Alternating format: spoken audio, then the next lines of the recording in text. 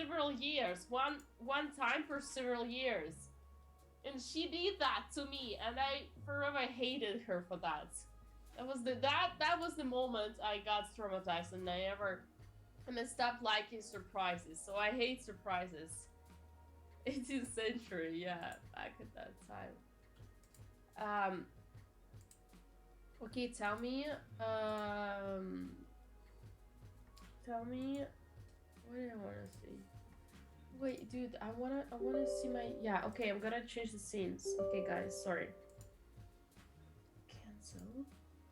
What's that? Oh, it's a Zoom. It's actually Zoom. We can stay with Matt. We're in Zoom, yeah. Play. Yeah, with Zoom we can stay with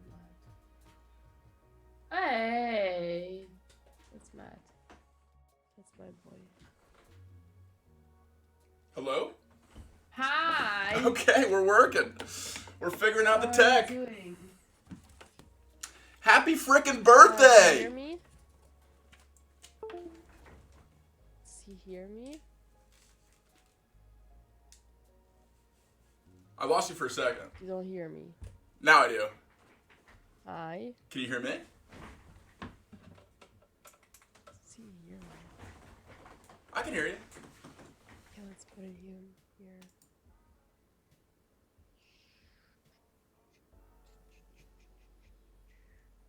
You don't hear me? I can hear you. Can you hear me? Yes, I can. Cool. Yay! It's working. We figured it out. I love it. That's amazing. Are you streaming from your side or you're only here with us? Streaming from my side too. Yep, but just my camera, because I have no idea how to pull your camera in. So. Do you want my camera?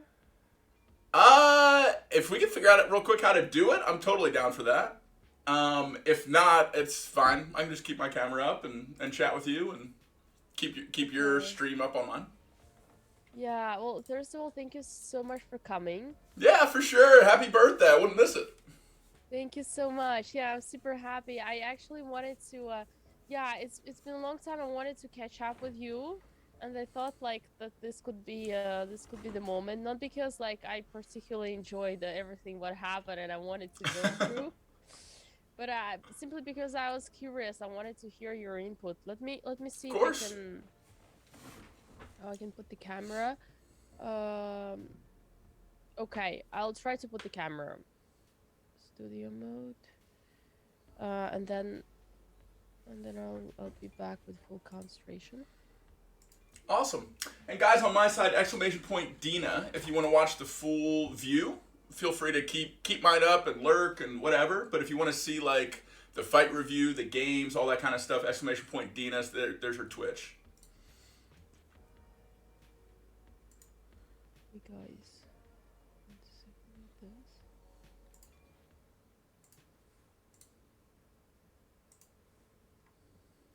I'm here, right?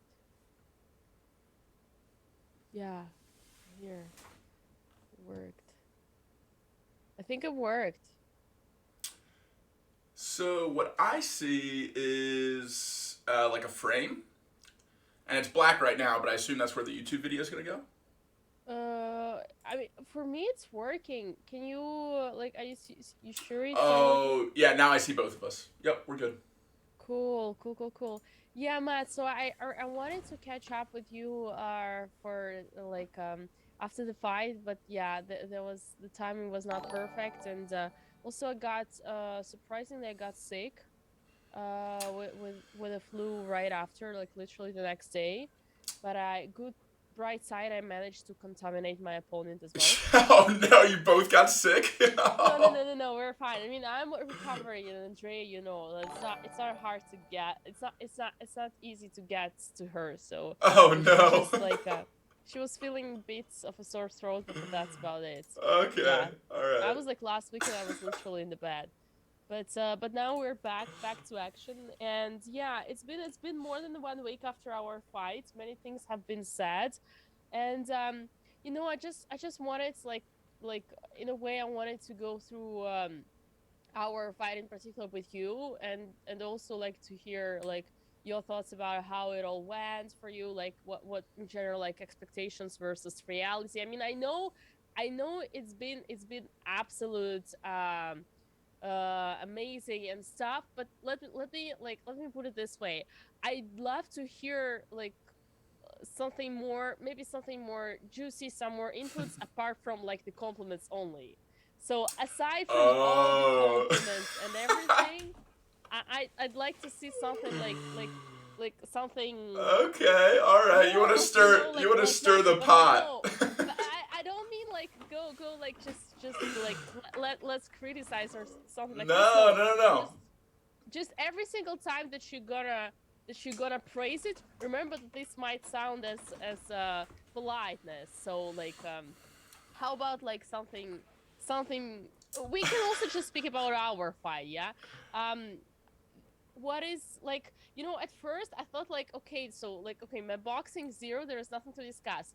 But the more I look at it, and I don't want to look at it, so the more I like look with my half eyes closed, the more I see that maybe I still did something in boxing, No, like you maybe I wasn't. did. You did. So to prepare for this stream, I rewatched and I have some notes, and I'll be completely objective. It's your birthday, and it's your stream and everything. But I'm gonna be impartial and give you my honest opinion on both sides. And I have some notes that if this match was an international competition instead of Ludwig's rule set and this kind of novice chess boxing that we did, there's some things to talk about there that maybe haven't been discussed publicly yet. My demeanor is super optimistic, positive. So I think you're getting ahead of that, of like not just compliments. Like I'll be honest. Like it's still gonna come through the lens of positivity for sure. Like I can't change that. It's just how I am. Yeah. But I will give my honest opinion on like if this was in different circumstances. Maybe if I was the ref, what I would have done. Oh yeah. Which I've discussed that with Martin too. Martin's a good friend, and I think he did his best. But I do think some mistakes were made, not just on Martin's side, on the timekeeper side, on the arbiter side, with the chess side of things, the whole gambit. So it's gonna be fun to dig in. But should we rewatch it together? Are you gonna like peek through your fingers, or how should we do this? I think like judging on the time that you have and how you would like to approach it, if you think it's easier like to have the actual scene to be able to be, yeah, I think that comment would be the way to do it because like I have cool. some notes on you in particular during boxing that I don't think people gave you enough credit for. Okay. And I also want to talk a little bit about like especially the last round of boxing. So I think having it up, being able to pause, kind of chat about specific moments, review it like that would be the best way to do it for everyone's benefit, so that they know what we're talking about. Because maybe they didn't watch it in as much detail as we did. Yeah. No, just like dissecting it with No, someone that I knows what like they're that. looking at. It's definitely gonna be easier to rewatch like step by step. So let me put it then on the screen. Mm-hmm. Perfect. Yeah, no, I think you're definitely right on this one. Yeah, guys. In my chat, if you don't know Matt is the former world chess boxing champion. He is also the commentator of various events, in particular the one that we participated in last Sunday, and he's streaming right now on the channel called Moving with Matt. Go check that one out if you haven't yet.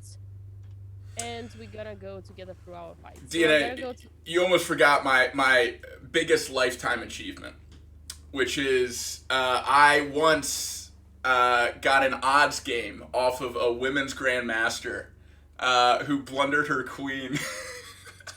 that was only for content reasons. That was only for content reasons. Of course it was. Yep. Yeah, it didn't count. You knew that Papa Botez was watching. You wanted to give some counterintelligence, didn't you? It's Exactly. It was just the same way I lost to Andrea in our pre-fight all right. It was stream. all all part of the plan, huh? Yeah, exactly. Okay, I'm gonna go to Ludwig's channel. Wait. Yeah, that would be the best place to watch, I think. Okay, I have it. Now Andrea versus Dina, the trash talk. All right, I think I'm gonna try to start it around the same time and just keep it muted. Yeah. So I can stop it and watch it. That's nice. Okay. Bum, bum, bum, bum, bum, bum, bum. Video capture. Yeah, guys. Those of you who are coming and wishing me happy birthday, thank you so much. I'm not gonna react right away because we're now with a guest, but I see your messages. Thank you so much. And do not forget that after this very deep conversation, we're gonna have a birthday arena. So those of you who are dying to play chess, yeah, Matt, you're also very much invited. I know you have a flight today though, so I do not count on your availability, but you're always welcome. Oh, good. Yeah, I'm not going to the airport until 3 o'clock, so I got some time. We can definitely review the fight, and I'll probably get knocked out of the arena pretty early anyway. So. Oh yeah. You can just get your revenge on me. Like, I mean, I'll get my revenge on you. Yeah, more like that. Yeah. And then yeah, okay, YouTube.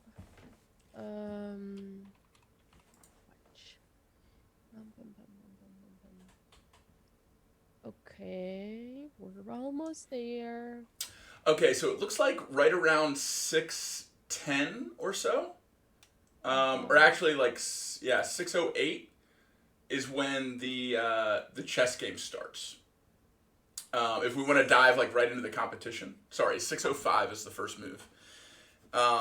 Or we can watch like the walkouts and everything too. I think your walkout was one of the most badass, with like the Jabberwockies and like you're like a stone cold killer. And I also loved hers too with her whole. She made it like a family affair. Yeah, I mean, what I liked about our walkouts was that they were so opposite. Yeah, I think everything about your matchup was like a yin and yang. It was very opposite in terms of your like demeanors, your strengths. Like I think you balanced each other out really well. You showed out of all the fights last Sunday night, I think yours showed like the full spectrum of chess boxing in the best way possible. Like I think that's why it earned Fight of the Night and was the coolest one to watch. Yeah. Oh, so nice. Listen, like, yeah, I have the game. Like, where would you like to start? Yeah, so I'm watching on your stream. It looks like the chess game is going. So if, like, do you want to talk a little bit about what your preparation was like for it? And, like, why you prepared the way you did? Because I think it caught her pretty off guard. Yeah, this one, so, like, for my audience, I prefer to, and for your audience as well, I prefer to keep it very, very teasing and very simple. I made a full game recap as well as my inputs and my insights about my take on the whole, like, drama and situation and the two belts in my YouTube video. So I'm just gonna remind people about that one. Yeah, I mean, not actually willing to reveal more about that simply because I want people to watch the video. But if I were like in a regular conversation with you, so this is the video that I'm talking about, analyzing the biggest chess boxing controversy. You guys do want to check that one out. If I were to summarize it to you, is that I'm super like happy how it went for me, and this is like more or less exactly what I prepared, and it felt really great. Yeah, I love that you did that video from her studio, and that you're also streaming from her studio right now. It's so awesome. Yeah, it's very badass. It's very badass. Yeah. Well, you know what? The worst thing about it is that I think for Andrea right now is at her boxing training. Nice. That's perfect. Yeah. So she's keeping it up. Yeah, Andrea won't stop. You know, Andrea wants to go way higher. She's extremely ambitious about boxing. She wants to go to create a clash, and she might even fight someone. And I might even have heard the name, but it was just me, you know, listening to the conversation, Andrea's conversations in the kitchen, not really like supposed to be, yeah, like hearing, not only supposed to be listening. So, yeah, I love that. uh, Are you staying in the Botez house? Like you're sleeping there, eating there, hanging yeah, out? That's so cool. I totally invaded it. It's just my You house. took it over. My house, my dad, my studio. Yeah, I love it. That's so awesome. yeah, yeah. So, so yeah, that's about the chess game. So they'll get the Yeah, full review on the YouTube channel, but do you just want to give like a teaser or a high level of like how you felt the first chess round went before we talk about the boxing? the first chess round.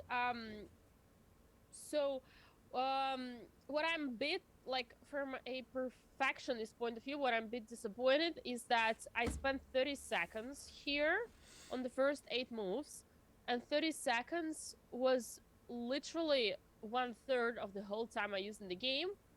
But the thing is that this 30 seconds for this setup was my preparation. But just because it's like so unconcrete, the lines are unconcrete, um, this is what I wanted to play, but like the move order, yeah, like I wasn't sure like when would Andrea play like 92 or short castle, yeah. So I was like just taking my time, not rushing with the opening. And now that I see it, I realize that I could have done it in 10 seconds, and that would be way more badass. Makes sense. Okay. Cool. So one critique or thing that you would have done differently is use less time just getting into your preparation. Because it was my preparation, yeah, it was my preparation. But I think like as every preparation, like you like it's in chess is so so how you say, like vast, yeah, so big that you prepare, but there's sometimes it's always like it's never enough because it's just too much. And Sure. maybe like with a bit more time, even more, like I prepared like so much in chess, but maybe even a little bit more preparation, I would have been like either more confident or more decisive with my moves here, even though those were my prep. So it's kind of, but yeah, it's I don't even know how to describe it, but I do know, like, for a blitz game, for preparation, taking 30 seconds for the moves that you prepare is way too much. So this would be my critiques for the first boxing round. Gotcha. Okay. Cool. Well, if you're Oh, ready, wait, did I say boxing round? Chess round. yeah, I know what you meant. Yeah. So before the first boxing round, like this setup is your preparation. Maybe would have used a little less time, but kind of taken her out of her element, her preparation. Oh, yeah, absolutely. And so okay, so that sets us up for the first boxing round. Yeah. So I think the first boxing round starts like right around 9:30. Yeah, there we go. Yeah, guys, you can see the desperation in my, last glance at the chessboard. Desperation that, no, we have to go out of here. And I missed it. Did you make the last move or did she? I always made the last moves, always. Smart, because that puts the time advantage on your side every time. That's one of the tactics that the people that I ended up linking up with before the event that I always shared is you want, when you come back to the board, all of the initial thinking and like reacclimating to the chessboard to be on your opponent's clock. So you did a really good job of that, and that showed with the time advantage, especially in the late rounds. Yeah, yeah, that's accurate. It's accurate. Cool. Okay, so here we go. First of all, the referee is named Martin Kamerling. He's a chess boxer out of the Netherlands. He lives in Copenhagen. I'm sorry, that's Denmark. He lives in Amsterdam, Yeah. and and he's a really experienced boxer, which is why we wanted him to oversee the boxing portion of it. And I think overall he did a really good job. And I think the big mistake that he made was in the last stoppage, which we'll get to. But he he's the one overseeing this. Obviously, you have your coach from France with you. He flew over. He worked your corner. He didn't speak a lick of English. So when we were trying to like approve your gloves and stuff before, he was just looking at me with blank eyes when I was talking to him. So you were like acting as translator behind the scenes. And then Andrea had her coach too. So pretty even in terms of like you each had the person that you're training with the whole way leading up in your corners, ready to fight. This is Martin going through the rules. There's a touch of gloves, back to the corners, and here we go. Is this your first time rewatching the whole thing? I never watch it. You haven't watched it? Oh my gosh. Okay. I mean, I try to avoid. I can't. Yeah. I love it. Okay, so Andrea comes out really busy, which was her game plan, right? Be super aggressive, be risky, open up shots, knowing that she could eat a few of your shots in order to land some of her bigger, more powerful ones, was kind of her plan. And you came out with a really busy jab. So even when you were not thinking that you were going to hit her, you were still throwing it out to give her something to think about, which I think was a good idea. Right? Okay, it makes her react to something. It gives her pause to think, so she can't just be like nonstop aggression the whole time. Does that track? Yeah. Yeah, it's funny because like I mean obviously like from the very beginning like I knew and everybody knew that I would be a very big underdog, is that's the name in boxing. Yeah, I would be way weaker. So okay, she would be a clear favorite, and I had this plan, like the strategy to do just as Aman did with Lawrence, meaning right away go into my opponents and like make surprise them and caught them out guard, and yeah, make them think that you know how to box, like to maybe even to hit the first time, like before they started being attentive, to hit them, and then to make them afraid, go after me right away. And I mean, and everybody considered Ahmad being weaker, yeah, than Lawrence being a clear favorite in boxing. So this was my strategy in a way, but I just didn't have courage to do that. And let me talk real quick about the differences between the similarities are clear between Aman and Lawrence and you and Andrea. But there are some differences too. So and it brings up the first point that hasn't been talked about publicly, but just in matchmaking in general. And I don't think you've gotten enough credit for taking this match as a much lighter fighter. So Andrea came in a little over 10 pounds when we were initially making the match, when we were like, hey, should we do this? And when I talked to you, 6 weeks before the event, whenever that was, you were like, whatever it takes to make the match, I'll come up in weight if she agrees to come down in weight. But I just want this to happen. Like, I'm all in. And so we took that and ran with it and did our best with weight coming up and weight going down. Andrea was able to come down a little bit. You were able to come up a little bit, but it really wasn't as close as a normal boxing match would have been made at. So, in order to make a match legally, you have to, depending on your weight class, you have to be anywhere between 6 and 10 pounds of deviation away from each other.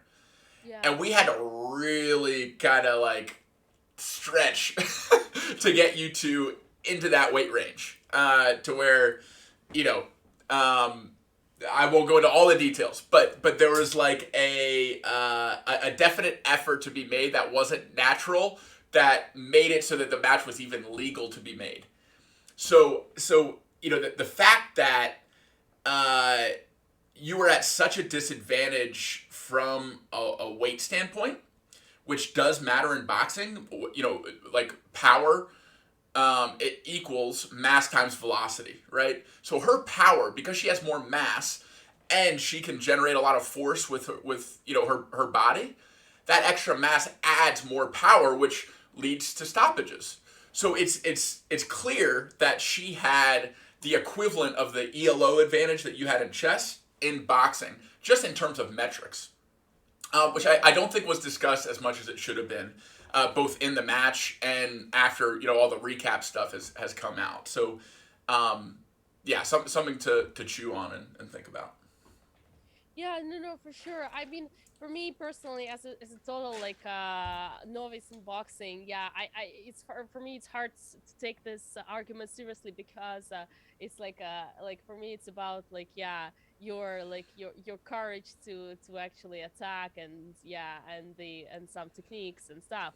So as well as like the stamina, like yeah, so like things that I was like immediately like like because of the fear, the emotions. I didn't breath. I didn't breathe. So just because I didn't breathe, I was like I would have been out of stamina right away. But because I didn't breathe, it was even faster. Yeah, even after the first round, I couldn't breathe anymore.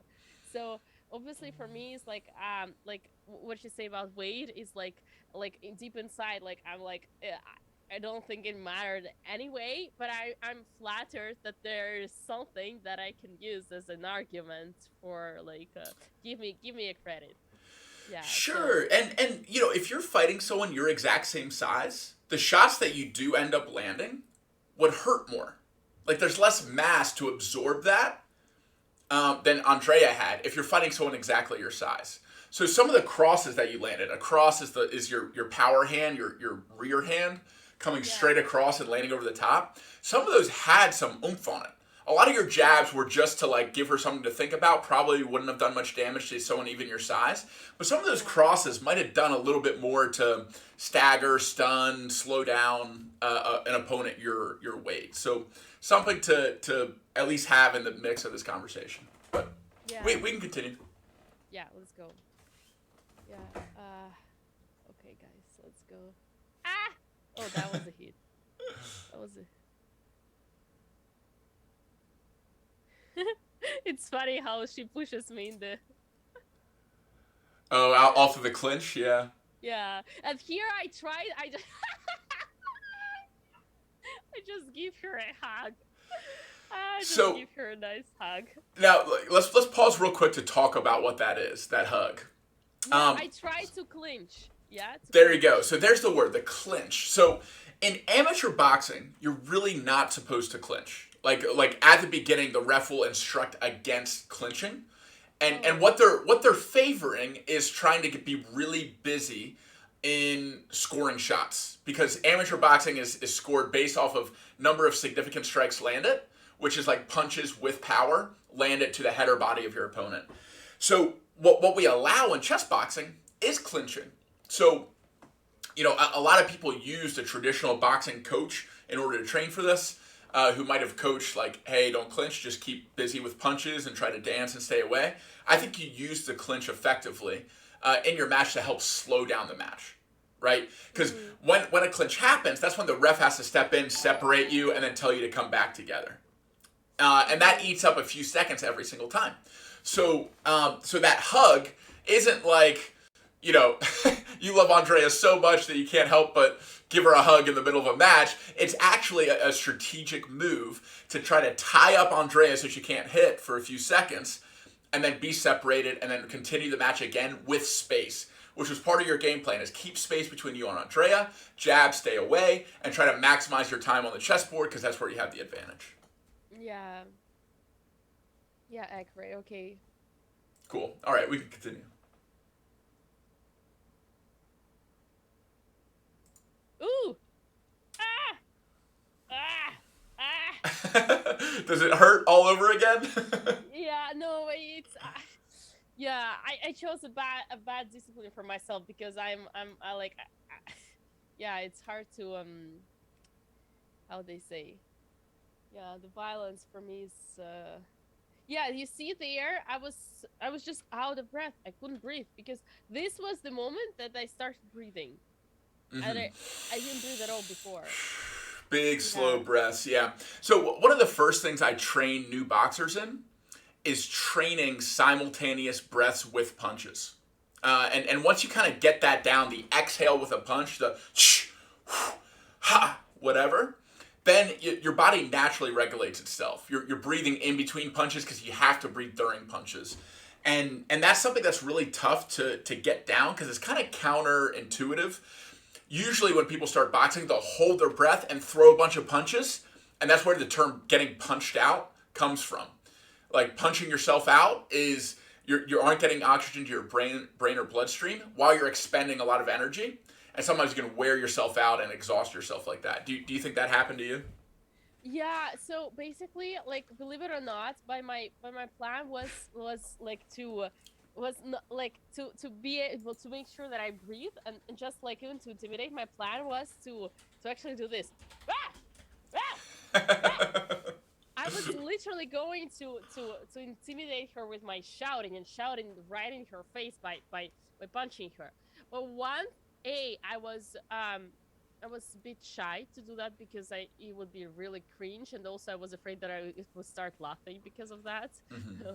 which would be cool. But and B, I forgot. Like the moment I saw her face on the ring, I forgot about everything. But it's also because of the fear, definitely.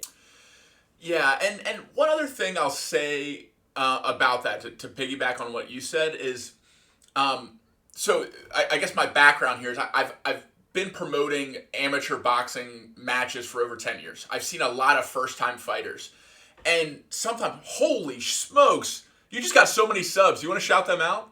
Oh yeah, absolutely. Thank you, Palarax, 50 gifted. Holy banana. Thank you so much. Oh my gosh. What a birthday gift, man! Woo! All right, Yeah, Palarax, that's so that's sweet of you. Thank you so much. Yeah, badass. this is for my birthday from Matt, our amazing guest. His name is Matt. I think it's for your birthday. I don't think I have anything to do with that. Yes. Yeah. Okay. Well, that's badass. Happy birthday. Um, Thank I you. hopefully that helps soften the blow I'm about to give you. So, so, here's where there's the objective honesty about that we talked about at the beginning of the session. So, I I've seen a lot of novice boxing, and I can see something in beginner boxers where there might not be skill and technique yet, but there is a natural ability to have a sense of like match pace and how to be like a fighter.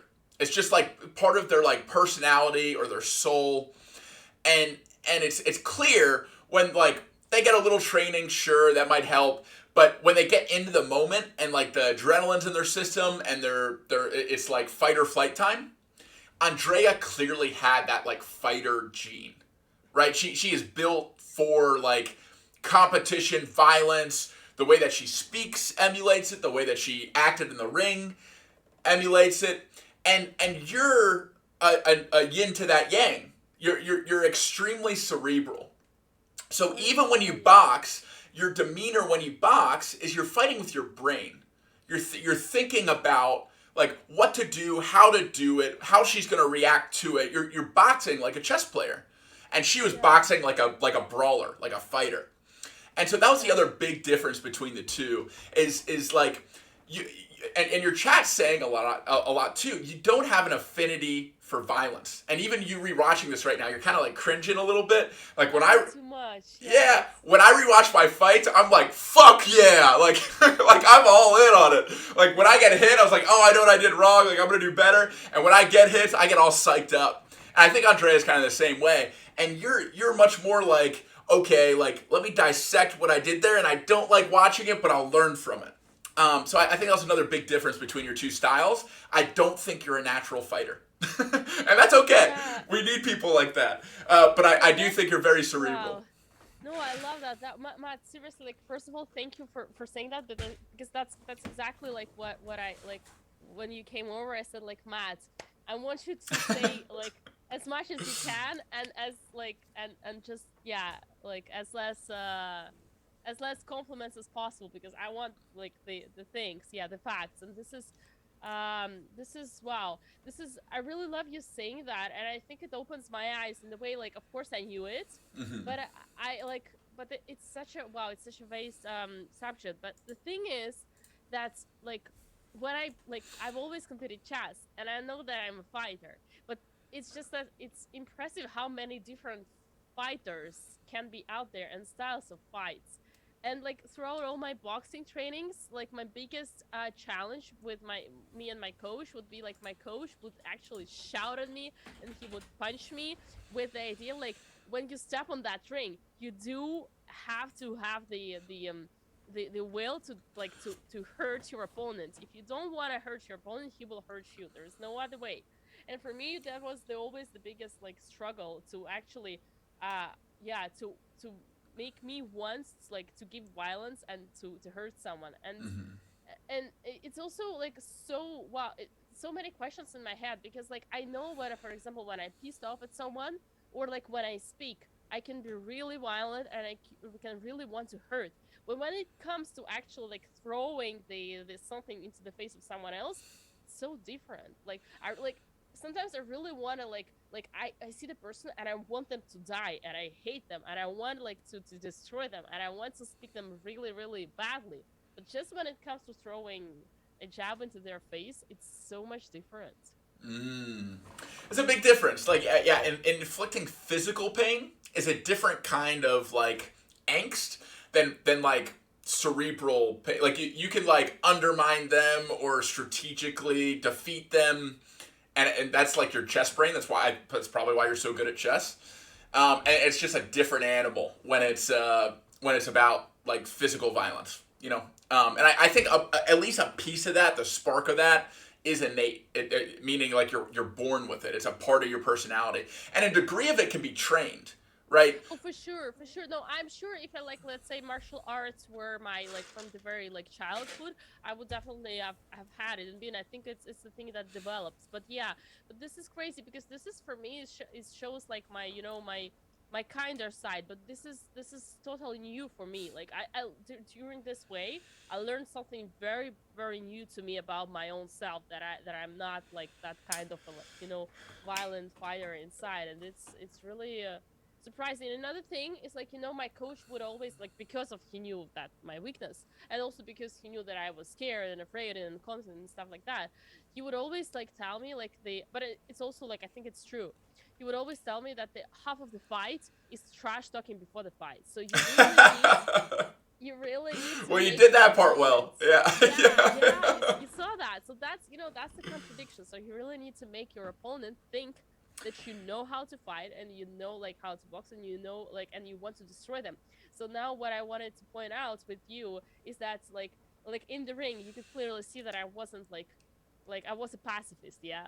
but Yeah, but but but according to strategy, and that's also mental warfare. The trash talking leading up, that's still in the headspace, right? You're yeah. getting into her brain. You're trying to defeat her with your mind. You know, it's still in that same like where I think your strength is, which is more cerebral.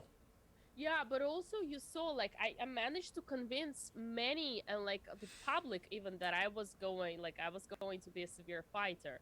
So that's really curious to me. Mm-hmm.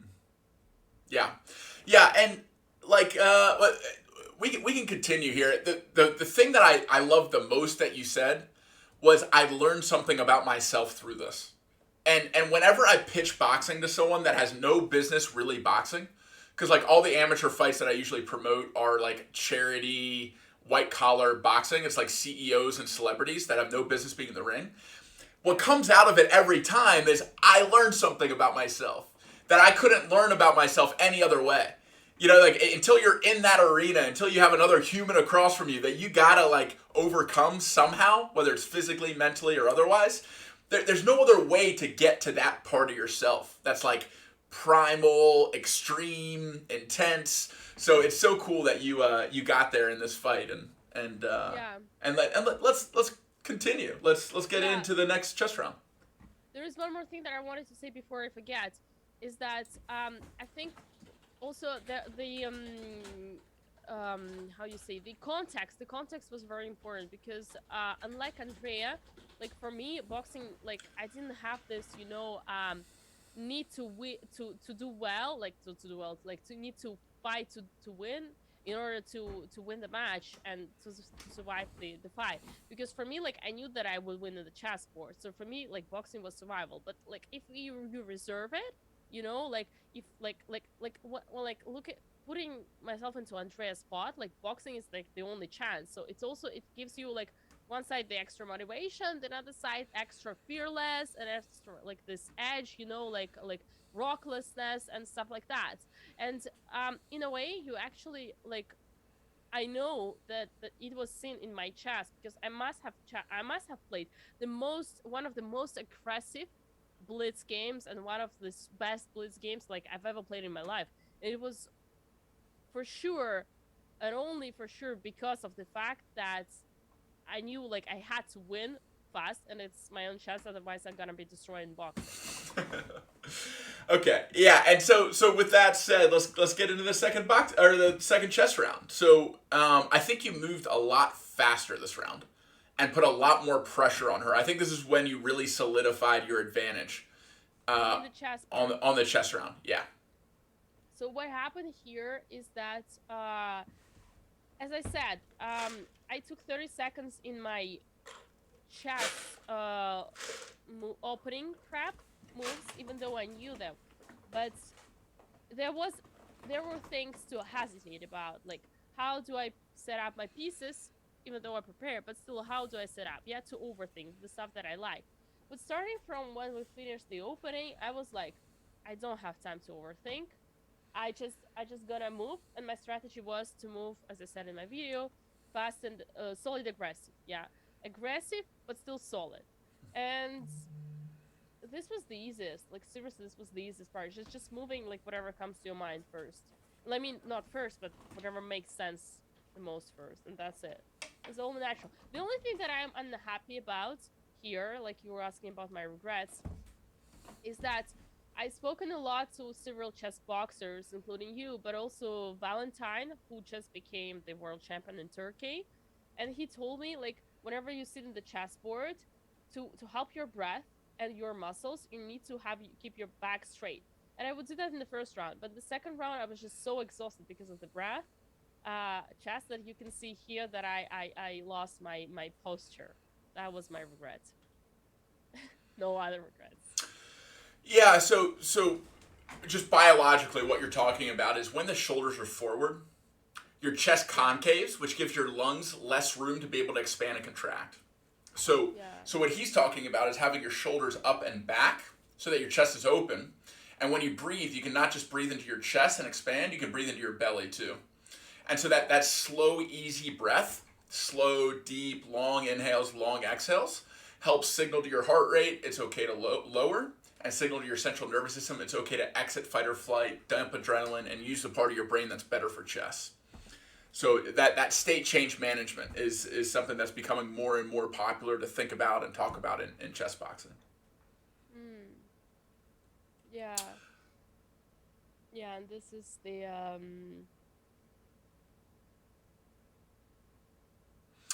Question in your chat, Toolsay said, don't you think that since Dina was the underdog and trash talking so much that Andrea was a bit restrained due to the mental pressure?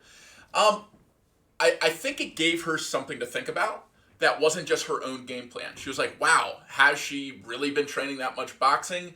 Is she, is this something that I'm going to have to like deal with? It made her think about not just training and how to respond to like really good trash talking. So I do think it helped. I don't know about restrained. I don't know if I'd use that word, but I do think it helped. yeah, because definitely Andrea's boxing was different the first boxing round and the third boxing round. So but it was also due to the match situation. But I like what we could see clearly, like from my team, is that on Saturday Andrea was looking worried and intimidated, and she was, because of like me and my trash talk. So I mean, we can only hope that it helped. Hmm. Yeah, for sure. Yeah, Um, and that's how we finished the second test round. yeah, so King's in the middle. King's side is wide open for you, like super aggressive on her King side, which is where the eventual attack ends up Yeah, I mean finishing her. here it's already over, but still White can hope to swindle. Hard, but to swindle. But normally it's already over. Also, I really like that you end it with this bishop move, challenging the queen. Yeah, In chess boxing matches, sometimes you're really supposed to completely forget the chess position going into boxing. You want to be fully present in boxing, and this is something that could be missed if, let's say, you hit Andrea really hard in this boxing round, or she got really fatigued. She comes back to the board and she misses that was the last move in her Queen's Challenge, and she thinks about another move to like start up. I've seen people blunder pieces that way. And it happened to me against one of my opponents in 2018, just completely forgetting that I challenged a piece with the last move. Whereas if you kept playing continuously, obviously you would see, okay, he made this move for this reason. Sometimes that disconnection with boxing can lead to like not really remembering what the last move was, trying to assess the position, and missing something that they should have gotten. So this was a really good way to set yourself up for capitalizing on a potential blunder for your opponent. I really like that you ended that way. Yeah, Matt. Before I react to your message, I just got well, I just someone just disturbed your speech by making a huge donation. Maprel, 500 euro. Happy birthday, superstar. Holy Maprel. smokes.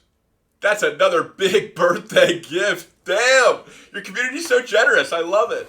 They're really supporting you. They're the best. They're the best. But Matt, also on that note, really appreciate that you managed to agree for this breakthrough. No, what is break up? No, Breakthrough. breakdown. Sure. Breakdown, That's sure. the word. Breakdown on this special day. Seriously, thank you so much.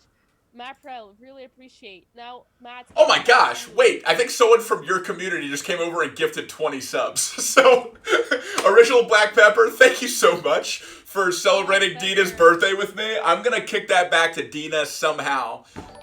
Maybe the next time I'm in France and we're doing a chess boxing event or something, because that's clearly from her and for her birthday. But thank you so much, Black Pepper. Matt, absolutely not. This is for all the amazing job that you're doing. But on that note, February the 3rd, Paris, chess boxing match. I actually noted in my calendar. Perfect. Yeah. How do you want to be involved with that? Do you want to commentate again? Do you want to maybe get in there? Is there? Wait, we can talk about this at the end, but Are you commentating it? Yeah. I'll be there. I'm commentating. I'd absolutely love to. Cool. Absolutely love to join you. Okay. For sure. Yeah, set up a stream from my side, but like a serious stream, like not like first like time we did. But yeah, I would definitely love to discuss that for sure. Awesome. Okay, I love it. Cool. Yeah. Okay, let's keep going. Yeah, I wanted to react on what she said. Indeed, I actually saw that from I think from the video that you sent, like how your guy, yeah, he blundered, your opponent, he blundered right after. And it's true that what you say, like right here, Andrea, imagine he gets back to the board and she forgets about the queen attack. Yeah, that could have happened. Also, from one side, it was my intention. From the other side, it wasn't my intention. Yeah, I was just like trying to play as fast as possible. So like my natural reaction, whatever that would be the bell, if it was on my side, I would move. Yeah, I think that's great strategy, great preparation, and great execution. Like one of the things I was most surprised and impressed with. I'm sorry, I'm about to compliment you again. But I was surprised at how little you were affected by being beat in boxing and being fatigued and like I didn't see the mistakes that are typical of chess boxers when they're getting clobbered in boxing. Not to say you were completely clobbered just yet, but especially after like the second round, you could see the fatigue starting to set in with your body language. You could see like heavy breathing in between rounds. Those kinds of things start to cue me to be like, okay, like here's when mistakes happen that wouldn't normally happen for someone at this level. And you didn't really do that. I mean, do you see any? This is probably covered in your YouTube video, but do you see any mistakes that you made in terms of execution? I mean, if I were to go to Andrea's YouTube video on that and just open the comment section, I would see like Dina was so knocked out that she even missed the maiden one. But even that, I wouldn't actually consider missing the maiden one as that example. Absolutely not. You know, Matt's like, I wouldn't like. I definitely wouldn't appreciate you saying that as I would consider it as like those compliments. You know, unless I haven't heard Ludwig himself saying that during the match. Like I heard you guys both, and you were saying like this is crazy during the commentary, like how how Dina is not affected. And but Levi said the right thing. I wasn't hurt. I was fatigued. I was out of breath, but I wasn't hurt. Yeah. So that definitely is so the reason why, yeah, it didn't affect me, because like the punches, they were so they were so scary, like frightening. But yeah, they didn't, like, I didn't feel them. Maybe it was also adrenaline, but yeah, it's Yeah, adrenaline definitely helps soften those punches, and make it so you aren't like feeling pain, but they still affect your central nervous system and how your brain thinks. So like it's, you maybe you don't feel it as much, but subconsciously it's still affecting you. then it But must be like, yeah, I discussed it, sorry for interrupting. I discussed it a lot with my chess coach, and my chess coach says that this is why, like, all like professional chess players do a lot of sports, because this is like usually sports, this physical exercise, it adrenaline affects good your brain and in your chess in general. Now the thing is, like, once you do it right after. But I think like the biggest achievement for me and the biggest success of this match, chess side, was that for a very rare time in my career, maybe one of the first, I actually managed to fully discipline and control my brain and like my mind process of the moves, and it's that's awesome. why I played so attentively and so well. I love that, and that's a cool wrinkle that maybe wouldn't have happened or happened this soon without chess boxing. That because of this, you like really ingrained in yourself, which hopefully that Yeah, serves you later in your chess career too. absolutely, absolutely. And now that I think about it, everything that we said, and you said about like you being a fighter, being in the ring and like willing to actually like, let's say, to hurt the opponent and be aggressive. I think this is how it showed up in my case. Like being so disciplined and so so concentrated on the chess game like never before, was how my body, like, my fighting spirit reacted to being in that actual fight. That makes a lot of sense. Yeah, Yeah, cool. Well, it looks like are we at the end of this chess round now? yeah, With the challenge of the queen. yeah, yeah. We gotta go to the second boxing round. Oh man, here we go. Okay, brace yourself. Get ready. you're about to Ah, you're about to get punched, ah, and you're gonna have to watch it. I feel, oh, this is crazy. Yeah. No, definitely, like the first second when I stepped out of that ring, like when it was over, I was like, I never do it again. I'll never do it again.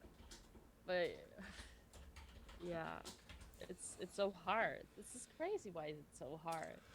So one Yeah. thing I think was interesting in between rounds for you and Andrea is you both took off your helmets for chess and then Yeah. put them back on for boxing, which added a lot to the recovery time, which I think benefited you Oh because yeah, for sure. she was already um, really like she was coming out of boxing around not looking fatigued, like Yeah. not seeming like it really affected her much, Yeah, she was but just like hiking. but I do think it was longer than a minute in between rounds because of the equipment changes, and I Yeah, think that ended up benefiting you. absolutely. Like just like a little bit more recovery time, a little check the headgear, same idea as like clinching to buy a little extra time. I think the helmet thing probably bought you a little extra time too. Yeah, for sure.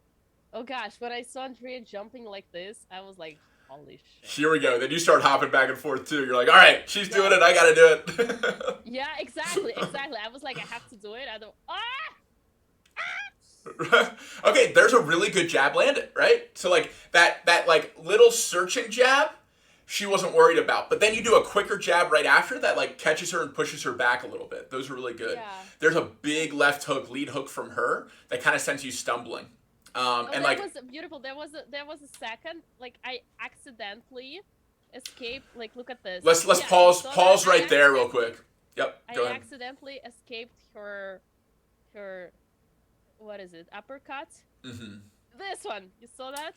Yeah, no. She had a let's pause again. She had a couple big shots that if they landed, they would have done damage that you missed by just like a few inches or centimeters. Like so close, like big uppercuts, big hooks that you just like backed right up out of range with.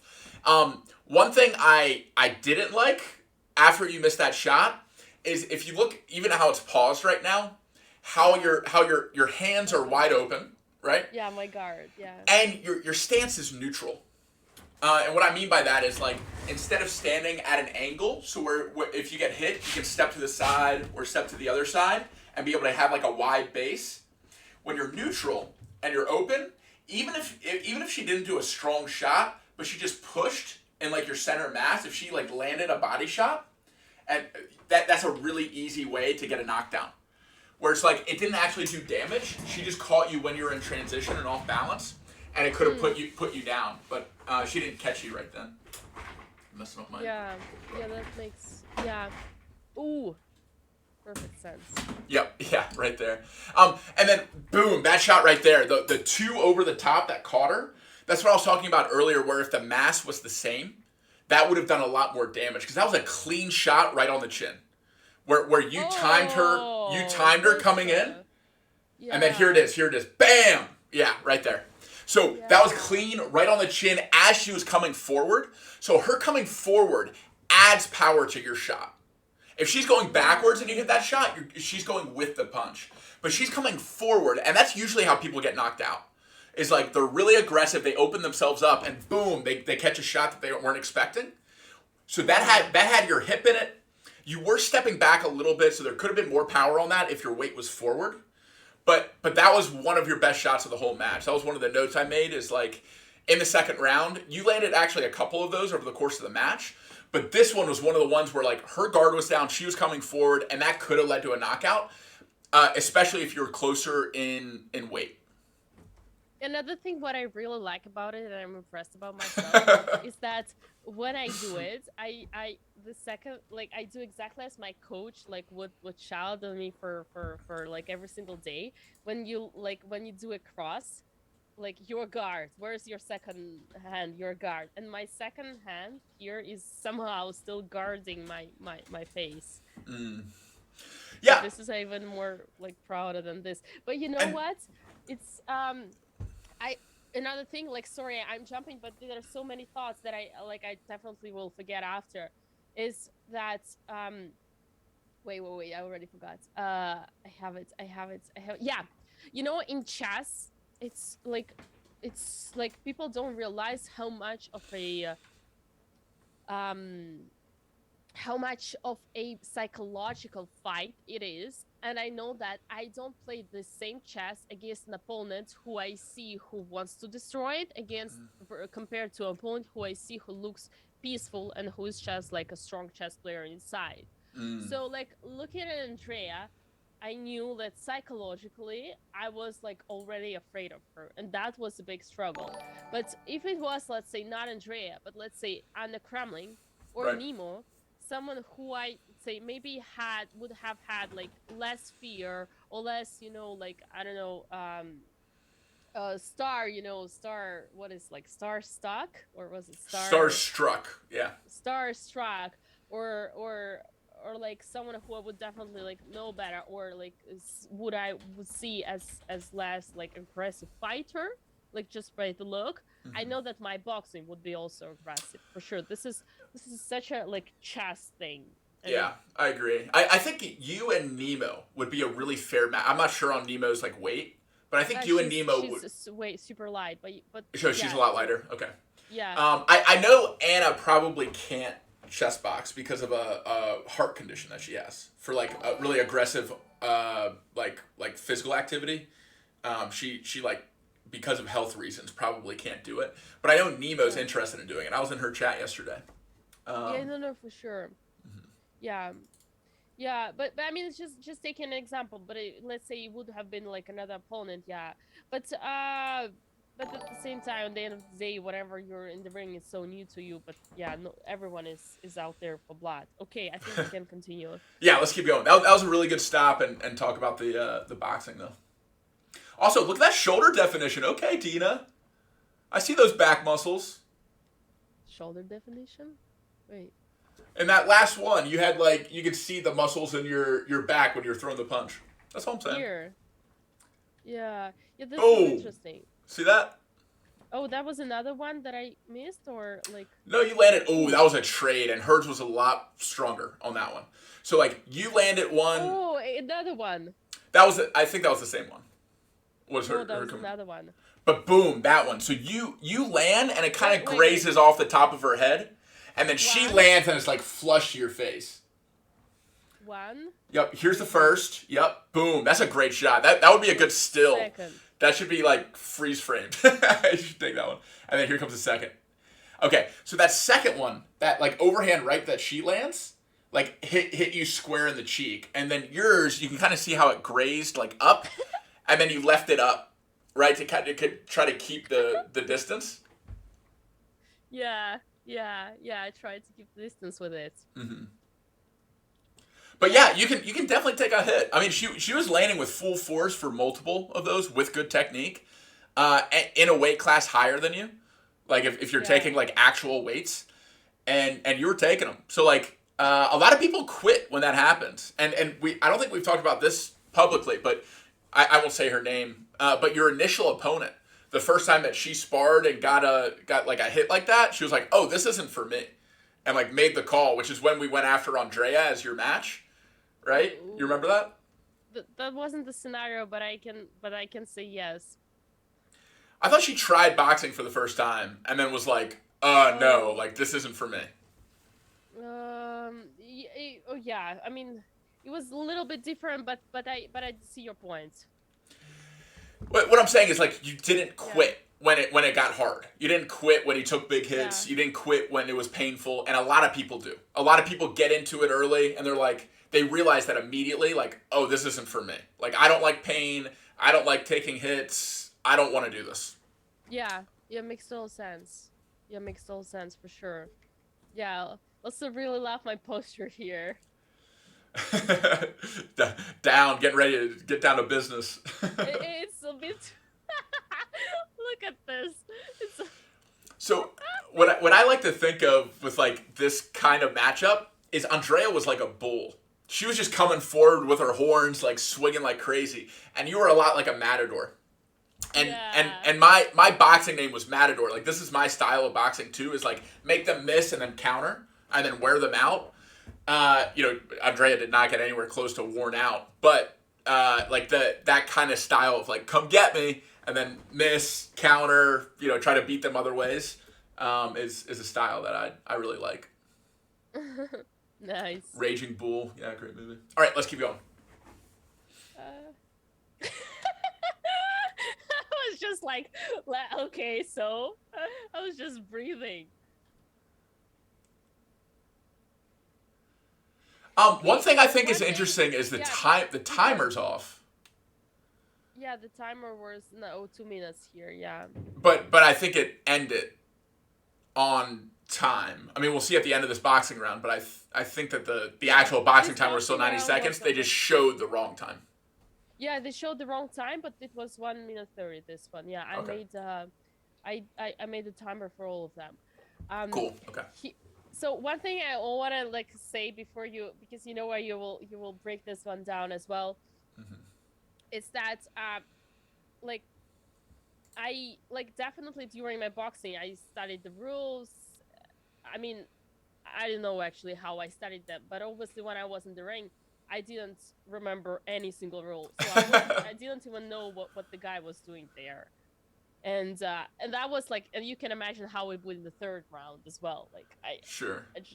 So whatever all this was happening, I didn't know what it was for, and why, and the ropes, we're gonna speak about them as well, and yeah, I didn't intend to start the conversation about the ropes myself, but just as I see that I put myself on the ropes, yeah, I mean for sure my coach will tell me don't stay at the ropes, don't stay in the ropes, but for me in that ring I was yeah, it's easier to rest having my hands on the ropes, and that's why I did it. So that's the only thing that it was it was easier to chill this way. Yeah, look, it's why they're there. It's to keep you in the arena together, It's to keep Yeah. you from falling out of the arena. And you can use them to rest in between rounds. You can use them to rest while you're getting a standing egg count. If I was your coach, I would tell you to never do that, because you can just get just as much rest like standing up, right? It doesn't help you that much to put your arms up like that, and it doesn't look good, which we'll get to. The thing is, he have told me so many times. He must have told me, and he have told me so many times. Just like when I was in the ring, I just didn't remember that. I just forgot everything. Now, one thing I really don't like in this frame is that red stool that is up on the ring. That should not be there. So that should be completely out of the ring. And one of the reasons is, have you ever seen the movie $1 Million Baby? Yeah, I heard about that one. I didn't see, but people spoke me about this when they saw my hair. I'm not going to give you a spoiler. I think you should watch it. But a stool being up on the boxing ring is part of that story. And like why you don't do that, basically. So I really don't like seeing that. I think, what is that? That's red corner. So that would have been Andrea's coach that left that up there, which is really not good. But anyway, continue. Why would he have it? Oh, well, in between rounds, like they bring the stools out for the fighter to sit on the stool to rest while they work on you and stuff. So it was for us for chess, our chess game, no? Both, no, yeah, no. Both. Oh, Yeah. So like normally in boxing, you have a stool in your corner in order to sit down for the minute in between rounds, breathe, have them work on your cuts, have them ice the back of your neck, that kind of thing. You can still do that in between chess boxing rounds, but because you're taking off so much gear with like the helmet, the gloves, I think they just brought the stool right to the chessboard instead of having you sit in between rounds. But yeah, I mean that's a normal thing. Yeah. Here I could feel in a way. Okay, we're in the second boxing round. I could feel some kind of a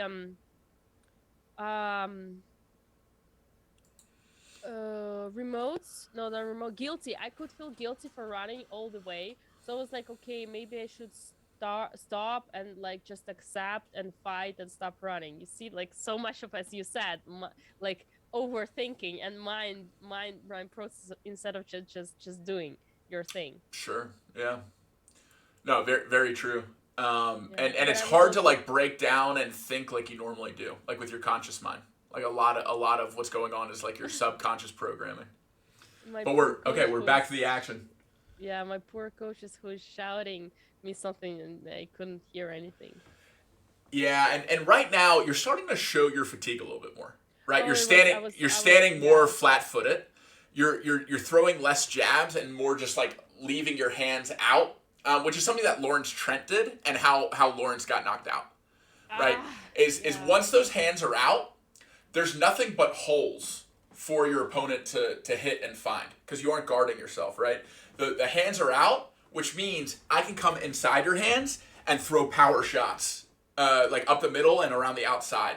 So when you're out like this, it's like you're asking, you're basically telling your opponent, like, I'm not intelligently defending myself, like I'm wide open, and you're inviting them to like land bigger shots. And it's a natural human reaction. It's why Lawrence did it too. And Lawrence had a lot more boxing training than you had. He had years of boxing training prior to fighting Amon. And you had 6 weeks. So like it's natural that like you're like, get me away from danger, you know? But yeah, it's not something that like if and when you chess box again, that's definitely something to train out. No, absolutely. Here it was just like physically I was exhausted. Yeah, I couldn't just overly control it. Like I knew it, but I couldn't control it. See, I didn't even care like to go away because I was like, I'm trying, but yeah. There could be a case made for another stoppage in this round because like there's the end of the round. I'd say right before that, there were enough shots landed without shots coming back and without intelligent defense that there could be an argument for another stoppage in that round. That didn't happen, which is really good for you because like then you only got one in that round, which getting one in a round when there's only one boxing round left doesn't matter because then she still has to go get 3 stoppages in a round to end the fight because the win condition, just as a reminder for your viewers, is either a cold knockout, which is really hard to do. We didn't see that at all on last Sunday night, or 3 stoppages in a round, or 4 in an entire fight. So an example could be like in round 1 of boxing, you could get 1 stoppage. Round 2 of boxing, you could get 1 stoppage, making a total of 2. And then in the last round of boxing, you only need to get 2 stoppages. What happened with you and Andrea is round 1, no stoppages. Round 2, 1 stoppage. Round 3, she still had to get 3 stoppages, just like she would have had to get on any other round. So that 1 stoppage didn't actually matter, right? Because she still got controversy, whatever. 3 in the final round, but if another stoppage had happened there, then the last round would have been like way different because it wouldn't have come down to the final seconds, you know.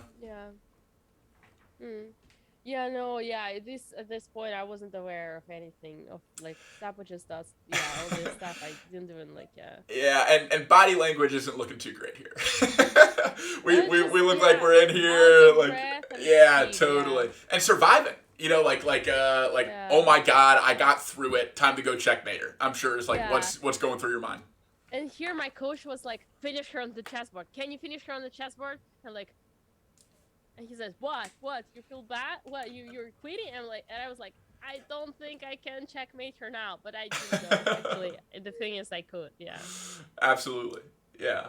And like a good coach helps summon out of you that better version of yourself. That's like, believe in yourself, you can do this. When you start doubting yourself, it's like, no. Like, this is why we trained as hard as we did. You're made of more than what you're currently letting yourself believe you're made of. And here we go. I love the replays there. There was a great trade. That's where there could have maybe been another stoppage. You see him about to come in, and then he lets it go, right? He let you continue, and then boom, right at the end of the round. The separation. Love the reactions. He was so mad at us. Oh yeah. Oh my God, look at that. That's what I'm talking about. She's got a little inner fighter in her. She liked the violence. She was huffing and puffing, ready to come at you again like a bull. Yeah. Yeah, well, yeah. Andrea just finished her her morning hiking with Dad. Oh, nice. No, I meant she looked like she finished. Then I thought you said she just finished morning hiking with Dad, but no, like yeah, finished. Yeah, like easy walk in the park. Yeah, no, she's at air boxing right now training. Yep. Thanks, Adam. All right, so we're back to chess. And then shout out to my chat again. Check out Dina's YouTube for the full breakdown of her and her chess game, because we are going to talk in detail about that. Yeah, thank you guys. Also, look right now. Look how Andrea breathes. I think she actually breathes with her stomach, as you said. Look at her. Look at the stomach. No? Yeah, no, really good. That's called diaphragm breathing in yoga. Exactly. So you want to be breathing into the lower part of your body so that you're expanding in every direction. Your body's able to spend more time with the oxygen that you're bringing in and extract more of it to get to your bloodstream and to your brain.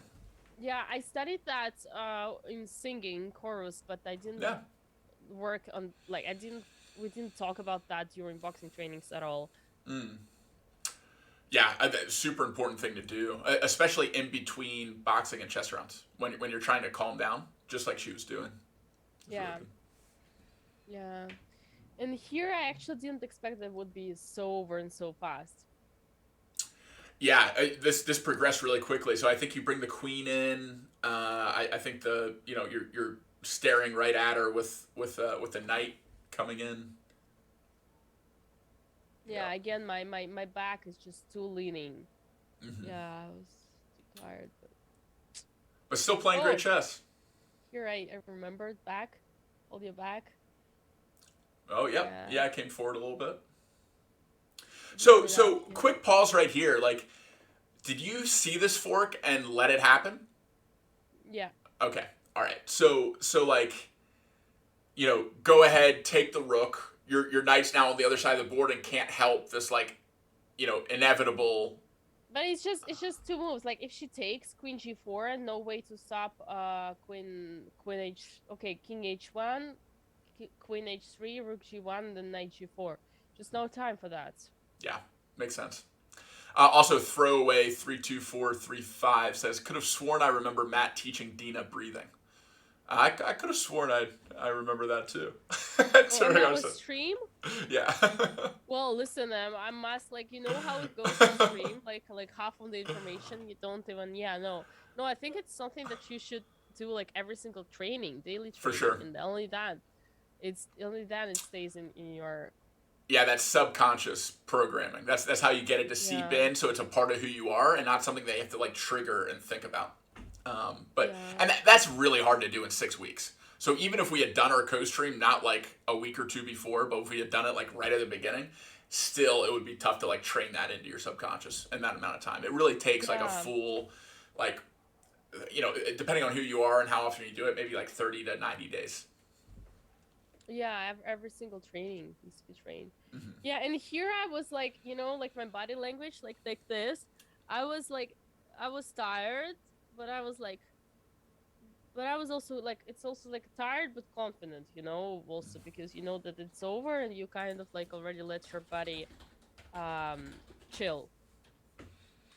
Yeah, and it's like a pretty common like human recovery kind of mode. Also, it's probably how you play most of your chess games in tournaments. Oh yeah, exactly. You're forward over the board. Your hands are on your brain, which is where your whole like being's focus is up in your brain, right? Yeah. So it's like you're getting everything in one place.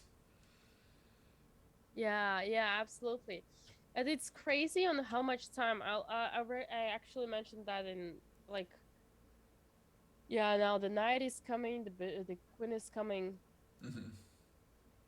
So right here, like what I said to my chat, yeah, here, look.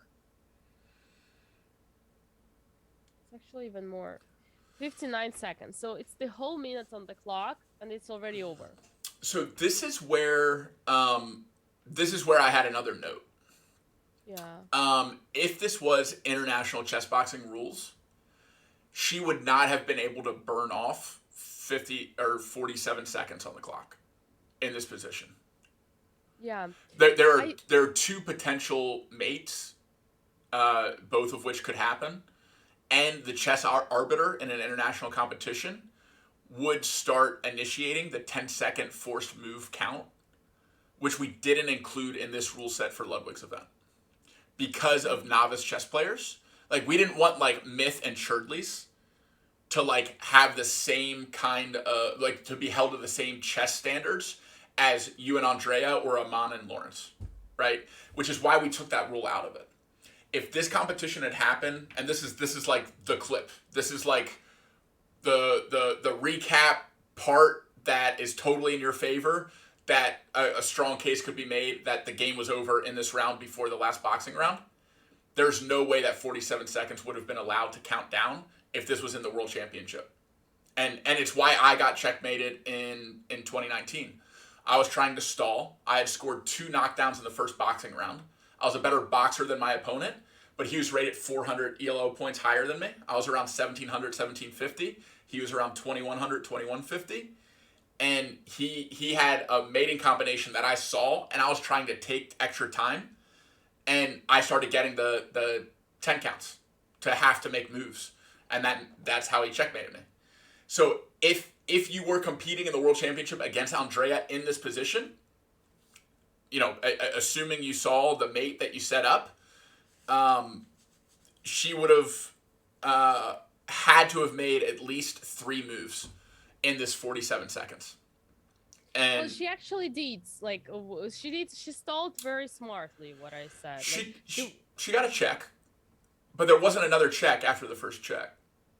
Okay, so let's see. So it's 50, like she had 59 seconds. Mm-hmm. So let's see. So she takes about 10 seconds. More. 12. Yeah, 20. Toussaint gifted subs, your fellow competitor. Just give you 10 tier 1 subs.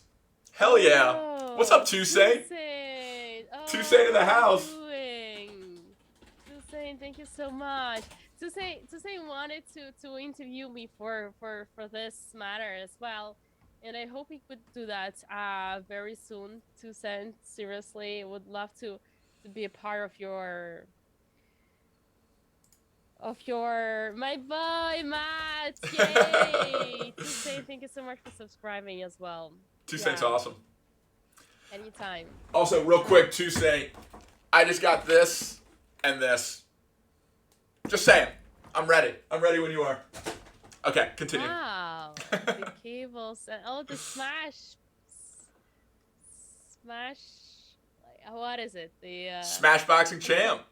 console, yeah. Oh yeah. For Super Smash Bros. Melee. Oh, let's go. Shuvalov, thank you so much. And Slam Dunk, thank you so much for your birthday message. Thank you, guys. Okay. Enjoy Tucson holidays, Tucson. Tucson, do you have Tucson as like the 1st of November? You don't call it Tucson, yeah, you call it something else. It's the day of everybody's. What's the holiday on the 1st of November? The church holiday. In English or like Western? I don't think we have one. Yeah. Yes, you have it. Like, why do you celebrate Oh, Halloween. Halloween? Because the 1st of November, next morning. Oh, it's called All Saints Day. Okay. All Saints. Yeah. In French, it's Toussaint. So it's like Toussaint. It's okay. That makes sense. It's a French joke. Because two is like you, right? Tous. Two. Toussaint. It's one word. Yeah. Like but I mean, your Saint Day. Matt, you will come to Paris for the next chess boxing match, and I will translate this joke for you. Okay, deal. Perfect. Yeah. Looking forward to it. Yeah. Here, look, we were at 59 seconds, so it's got 20 seconds. It's 22 seconds. 22 seconds before Andrea plays knight takes f2. You know, my concern, once again, I really, really feel flattered that you say that, and I feel better about my match. And I really appreciate you saying that, because I didn't take such a big like time spectrum in the way I saw that. But you know, like in the real chess boxing events, I think chess arbiter should be seeing the mate as well, because if the boxing arbiter doesn't see the absolutely. mate, so it's also about the yeah, well, and usually we have the same ref for both chess and boxing regularly. So our chess boxers like know, okay, how they affect each other, so they know what to look for and what's likely to happen in the next round, so how to officiate it. And to Andrea's credit, like we said in this rule set, we weren't going to do the 10-second force move rule, that you could stall it out, but we don't want you sitting there for the whole round, because that doesn't make for an entertaining fight. So Andrea played that perfectly, knowing that that wasn't part of our rule set. That being said, if this was international competition with our actual rule set, not the one that we adapted for this event for Ludwig, you would have won in this round. Yeah. Yeah, and here was the moment where I missed the mate. You guys all saw that, and I described like why I missed it in my YouTube video, which is basically the moral of the story is that when you're a chess player and you see the mate in 2 incoming, you don't have to like to overthink and look for a mate in 1, because like you just know that the mate in 2 is coming, and this is making the biggest difference between chess and chess boxing, because in chess boxing you need those extra seconds. But yeah, normally it's like I mean, you understand it, but if I were to give an example, like you're driving with the car, like you will arrive on time with driving 50, and you're arriving, but like you don't have to drive at like 50, 52. Yeah, I mean kilometers. You don't have to drive at 52 because you will drive driving 50 on time anyway. Something like this. It's a good analogy, and for my viewers who aren't as chess savvy, definitely go watch Dina's full breakdown on YouTube. But the checkmate that she's talking about right now is, instead of the more obvious checkmate that was blocked by the knight on h2 with the queen moving right in front of the king, What she's talking about is a less obvious one with the knight moving to f2. Yeah. So that traps the king with a knight check instead of a queen check. Yeah. So, but she'll explain that in her video. Again, go to her YouTube. Yeah. So that was it. And here, another 37 seconds, bishop f7, and now 35 seconds, yeah, for Andrea, and like 20 more seconds left in the range. Yeah, you have about 10 times the time that she does. So, over 3 minutes advantage. So absolutely dominating in the time battlefield. That is a really important part of chess boxing. Yeah. Yeah, and there we go for the third boxing round. Ouch, ouch, ouch, ouch, ouch. Yeah, so here my coach basically said run. Just run away. And that's what you did. Yeah. Yep, so stay away. So this is where we're going to talk about the stoppages. While we cue that up, I'm just going to... I'm going to be right back so I can be fully present. Give me like 1 minute. Yeah. 1 sec. Absolutely, absolutely. Yeah, feel free to mute if you need. Yeah, guys, staying alive. KDs, they're staying alive. Two Saints. You like the joke? Two Saint, thank you so much, man. Once again. Yeah.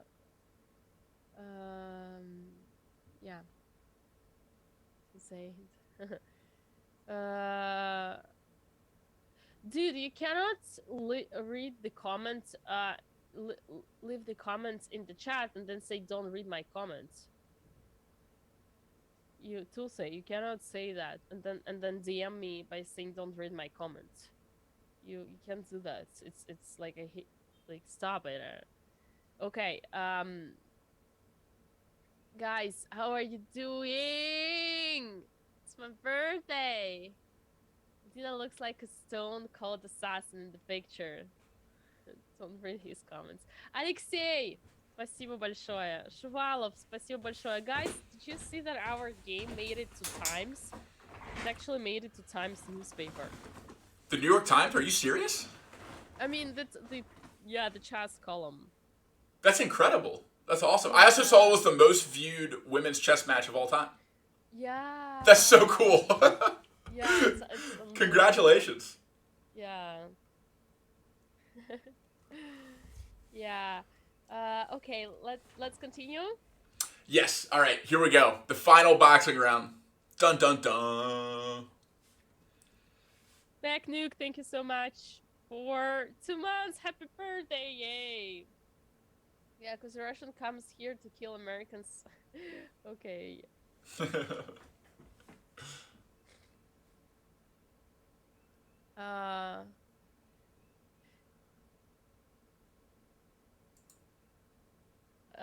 So hyped by people. You guys were so hyped. You guys were so hyped.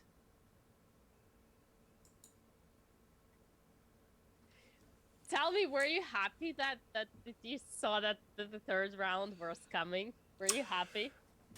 Yeah, and honestly, like, my favorite part of commentating was right before your third round, because, like, I couldn't stay seated. And I like, the idea popped in my head. I looked around, I was like, everyone's sitting down right now. Like, what what is going on? Why is everyone sitting down? And so I stood up, and I was like, everyone get on your feet. Like, this is the third and final round, the biggest match of the night. Let's go. And it's cool. Like, there's some like footage of it and stuff. Everyone gets up, hands go in the air. Everyone gets super loud. The energy, the whole Coliseum, like, just like picked up in such a big way. So that was my favorite. That was my favorite single moment of the entire event for, like, me as a commentator or me as, like, a fan. I thought that was so cool. Oh yeah, it was for sure. We had a comment in chat from our big trolls. Matt was really hyped, like if it was a mix between his bar mitzvah, marriage, and his graduation in the same day. Oh, it kind of was. It was like the biggest. It was one of the biggest days of my life. Like that.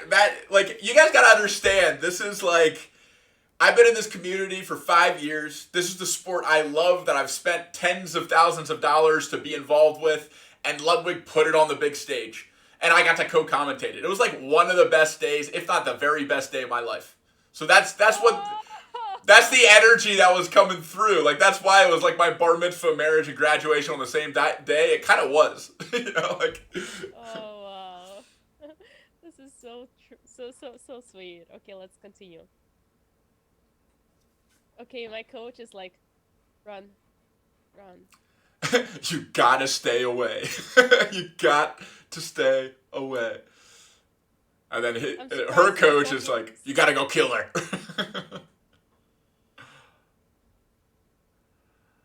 I'd expect him to be a little bit more hype. He's like, I'm now like, sorry, what is he saying all this time to me? And now I remember he was saying, you want this belt, you do not quit, you do not resign, you fight until the end. We deserve this belt. Bring this belt home. Hell yeah. So he would be doing me motivational speeches, and I was like, dude, I don't care. I just want to breathe. I want to live. I just want to live, yeah. But it's actually, now that I remember, when I was preparing for the fight, I watched Minx create a clash fight, and apparently Minx had like the same coach as Andrea did, and Minx would be saying like, I wanted to quit, but my coach would tell me, no, you're not quitting, you can do it, and that's what made her stay. So it's actually very important. Yeah, definitely. Okay, here we go. Third and final round. Let's get it. Yeah. There's that moment. Final round, let's go. Yeah. All right. Third round begins. No gloves touch. She's moving in like Tyson again. She's got that head movement, and you're already staying away. You're showing her that jab. You're like, stay away, stay away, stay away. 10 seconds off already. She hasn't landed anything significant yet. There's one jab to the body. Yeah. There's the first one that did some damage. The left hook over the top. Here's stoppage number 1. Okay. So I think it was pretty early to call a stoppage on that. I don't think you were hurt yet. Mm-hmm. That being said, it was a big shot. She landed multiple of those shots in the previous 2 rounds that weren't a stoppage. I think the reason why he called it here is you weren't trying to attack at all, and she caught up to you and caught you with a big one. So I could see why he called the stoppage. Don't actually think it did enough like damage per se for it to be a stoppage, but I think you benefited from the break. I think that the first one, within the first, I guess, 20 seconds, at the end of the 10 count, it'll have been, or 8 count, it will have been 30 seconds. So for her to score the first knockdown in the first third of the match was big for her. So there's stoppage number 1. Mm-hmm. Yeah, and here I did like, again, you see I use the ropes because like I'm resting. Yeah. If we could back up a little bit, there's a chatter in your chat that said that you turned your back. I didn't see a back turn, but let's see that real quick. Just scoot back like 10 seconds.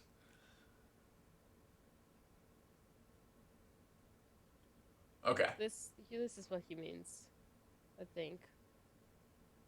Okay, right there. Yep. Yeah, so back is not fully turned. It's not like you turned around like she did in the first round. Which, when that happens, refs are supposed to separate and restart when an illegal motion happens. You're never allowed to turn your back to your opponent. There, you were not even looking at your opponent. So that's a good point. MK Reku. Crossing feet too. Yep.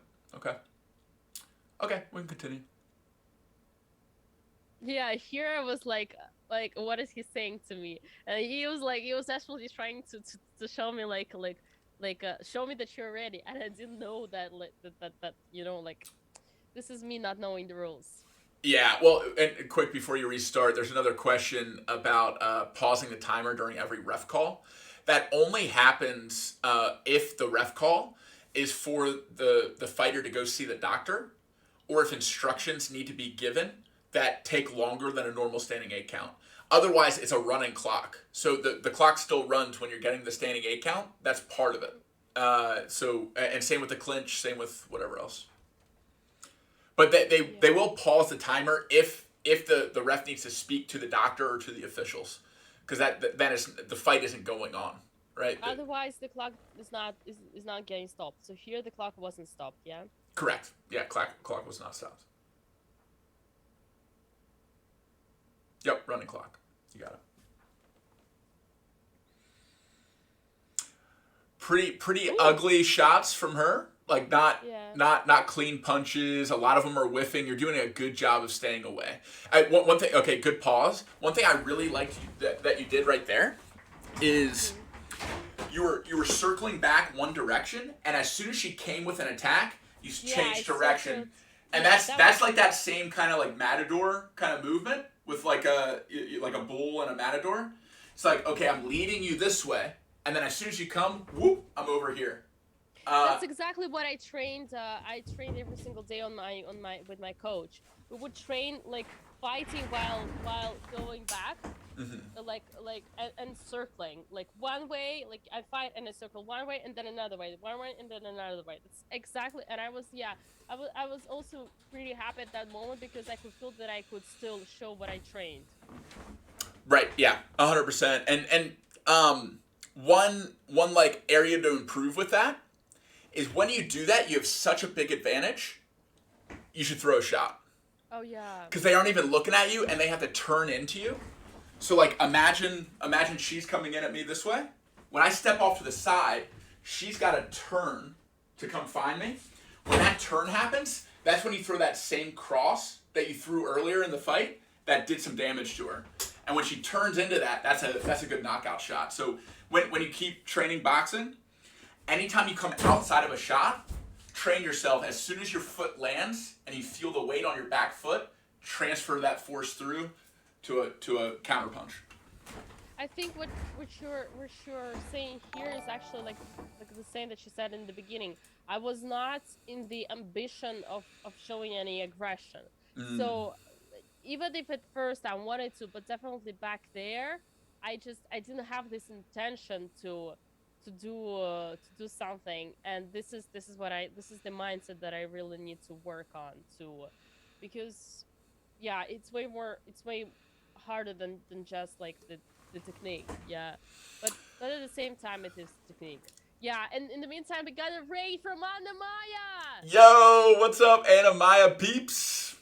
Thank you so much for the raid. Hope your stream was good. Welcome raiders joining us. Thank you so much. Today is my birthday and we are celebrating. We're gonna have an arena later on, and right now we are joined by Moving with Matt Thomas, who is a chess boxing ex-world champion and also commentator, and we are breaking down the actual fight, and believe it or not, but there are things to discuss here still, even more than 1 week after the fight.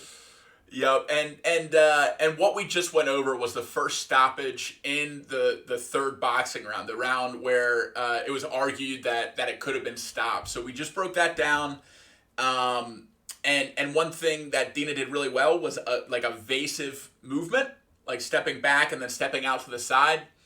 And I think, Dina, if you had thrown that cross, that would have also shown to the ref that you aren't just retreating and trying to stay alive. You're also like fighting back, right? Exactly. Buy you a little bit more time, lead to being less likely to get the other stoppages. Totally. Totally. Yeah. Here. Yeah. I'm regretting it. We learned from it. We moved forward. That's all good.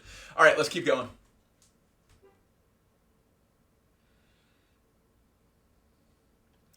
I did. Okay, another quick pause here. You are trying to fight back here, right? So I really like that. Some shots are coming back the other direction. You aren't just covering and trying to stay away. So I think you deserve some credit for that. She is landing shots, but a lot of them are hitting your arms as they're extended. So this can either be called a block or a parry, depending on like how it happens and if it comes inside or outside. When it's up here and the punch lands on the outside, that's a block. And when it's in here and it's redirected by your punch either coming in or your punch or your hand redirecting the punch, that's called a parry. So both of those, you're doing a good job of blocking, parrying, just getting in the way of all of her shots, which were coming like nonstop. And we're exactly halfway through the round right now, with still only one stoppage. So I think you're in good shape so far.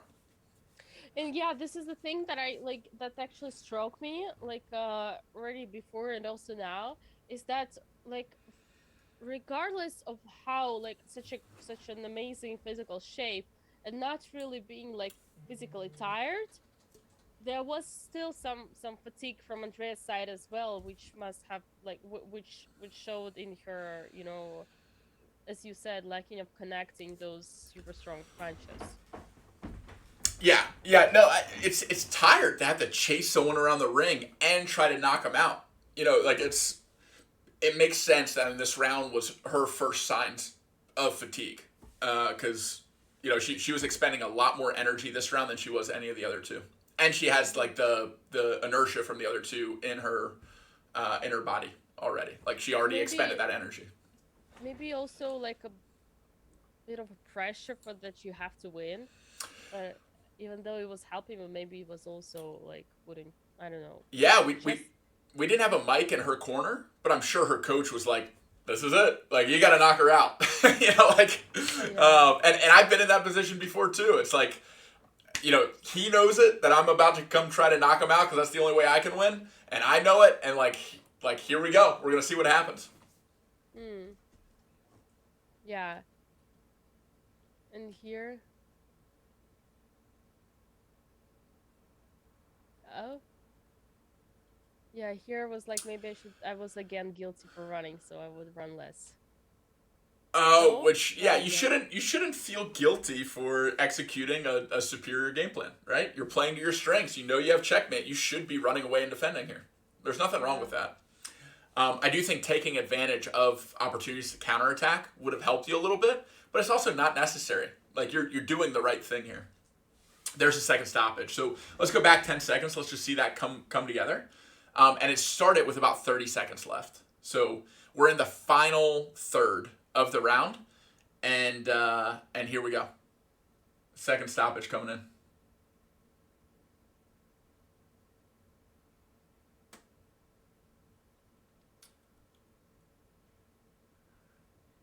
Yeah, So here I was so boom, desperate. there's a big shot. Now, this is, in my opinion, the cleanest shot that she landed directly on her chin that clearly did damage. I completely agree with the stoppage. I think it was a good time to call and separate because this one, you know, both your hands are down. Immediately, kind of, yeah, you don't like rewatching it. I get it. It's not fun. Yeah. But you immediately clam up. There's no even like kind of vision on her.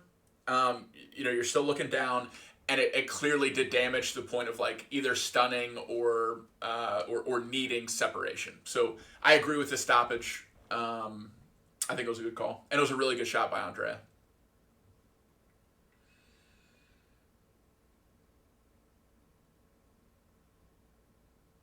Yeah, it also like made me very desperate because you know with every punch that she would lean, yeah, I would feel more like okay, enough. Yeah, you don't want to Morally, yeah. continue. Yeah. did you Oh, I did you managed have to escape. Did you see how I managed to escape? Yeah. Look. So I think I don't know if you did this consciously or subconsciously, but as soon as they called you back together, you kind of Yeah. rounded forward and showed like exhaustion and defeat. And then as soon as she got close, you popped up and circled outside. So that the first shot that she had coming in, you bought yourself a little time getting outside of her, which Yeah, I thought was here. really good. Yep. Yeah, that was yeah. Yeah.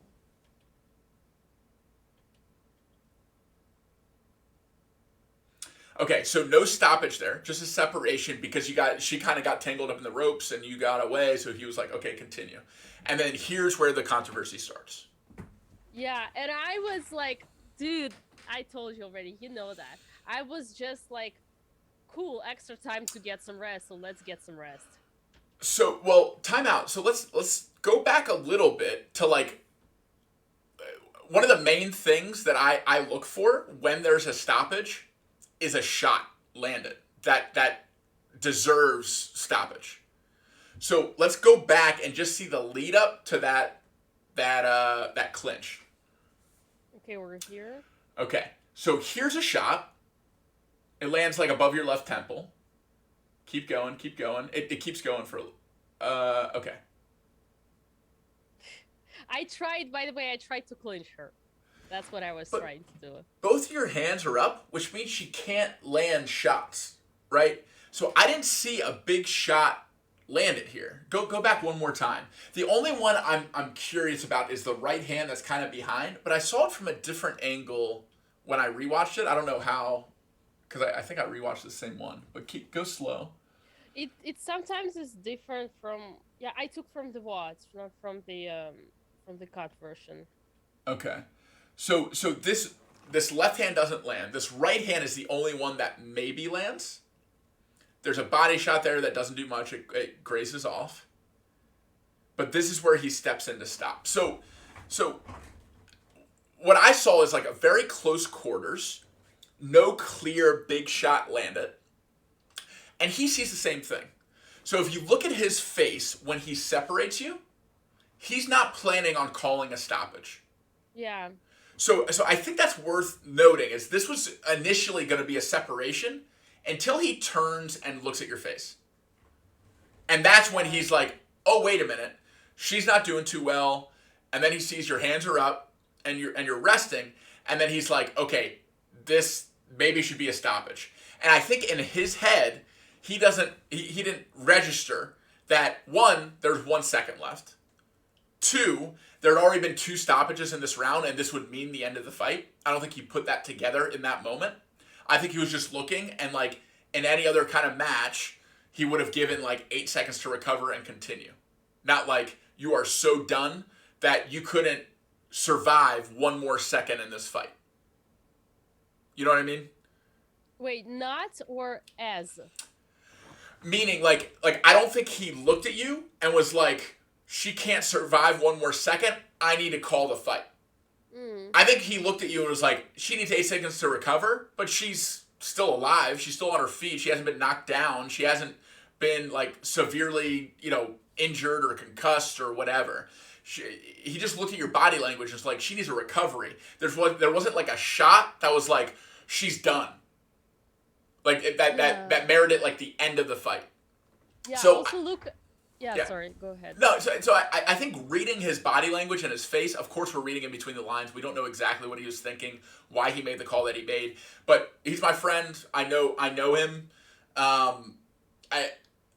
Judging by how he separated, I don't think he separated knowing that he was going to initiate a count. I think he was separating to recover. And then I think when he turned and looked at your face, he was like, oh, she might need some time to recover.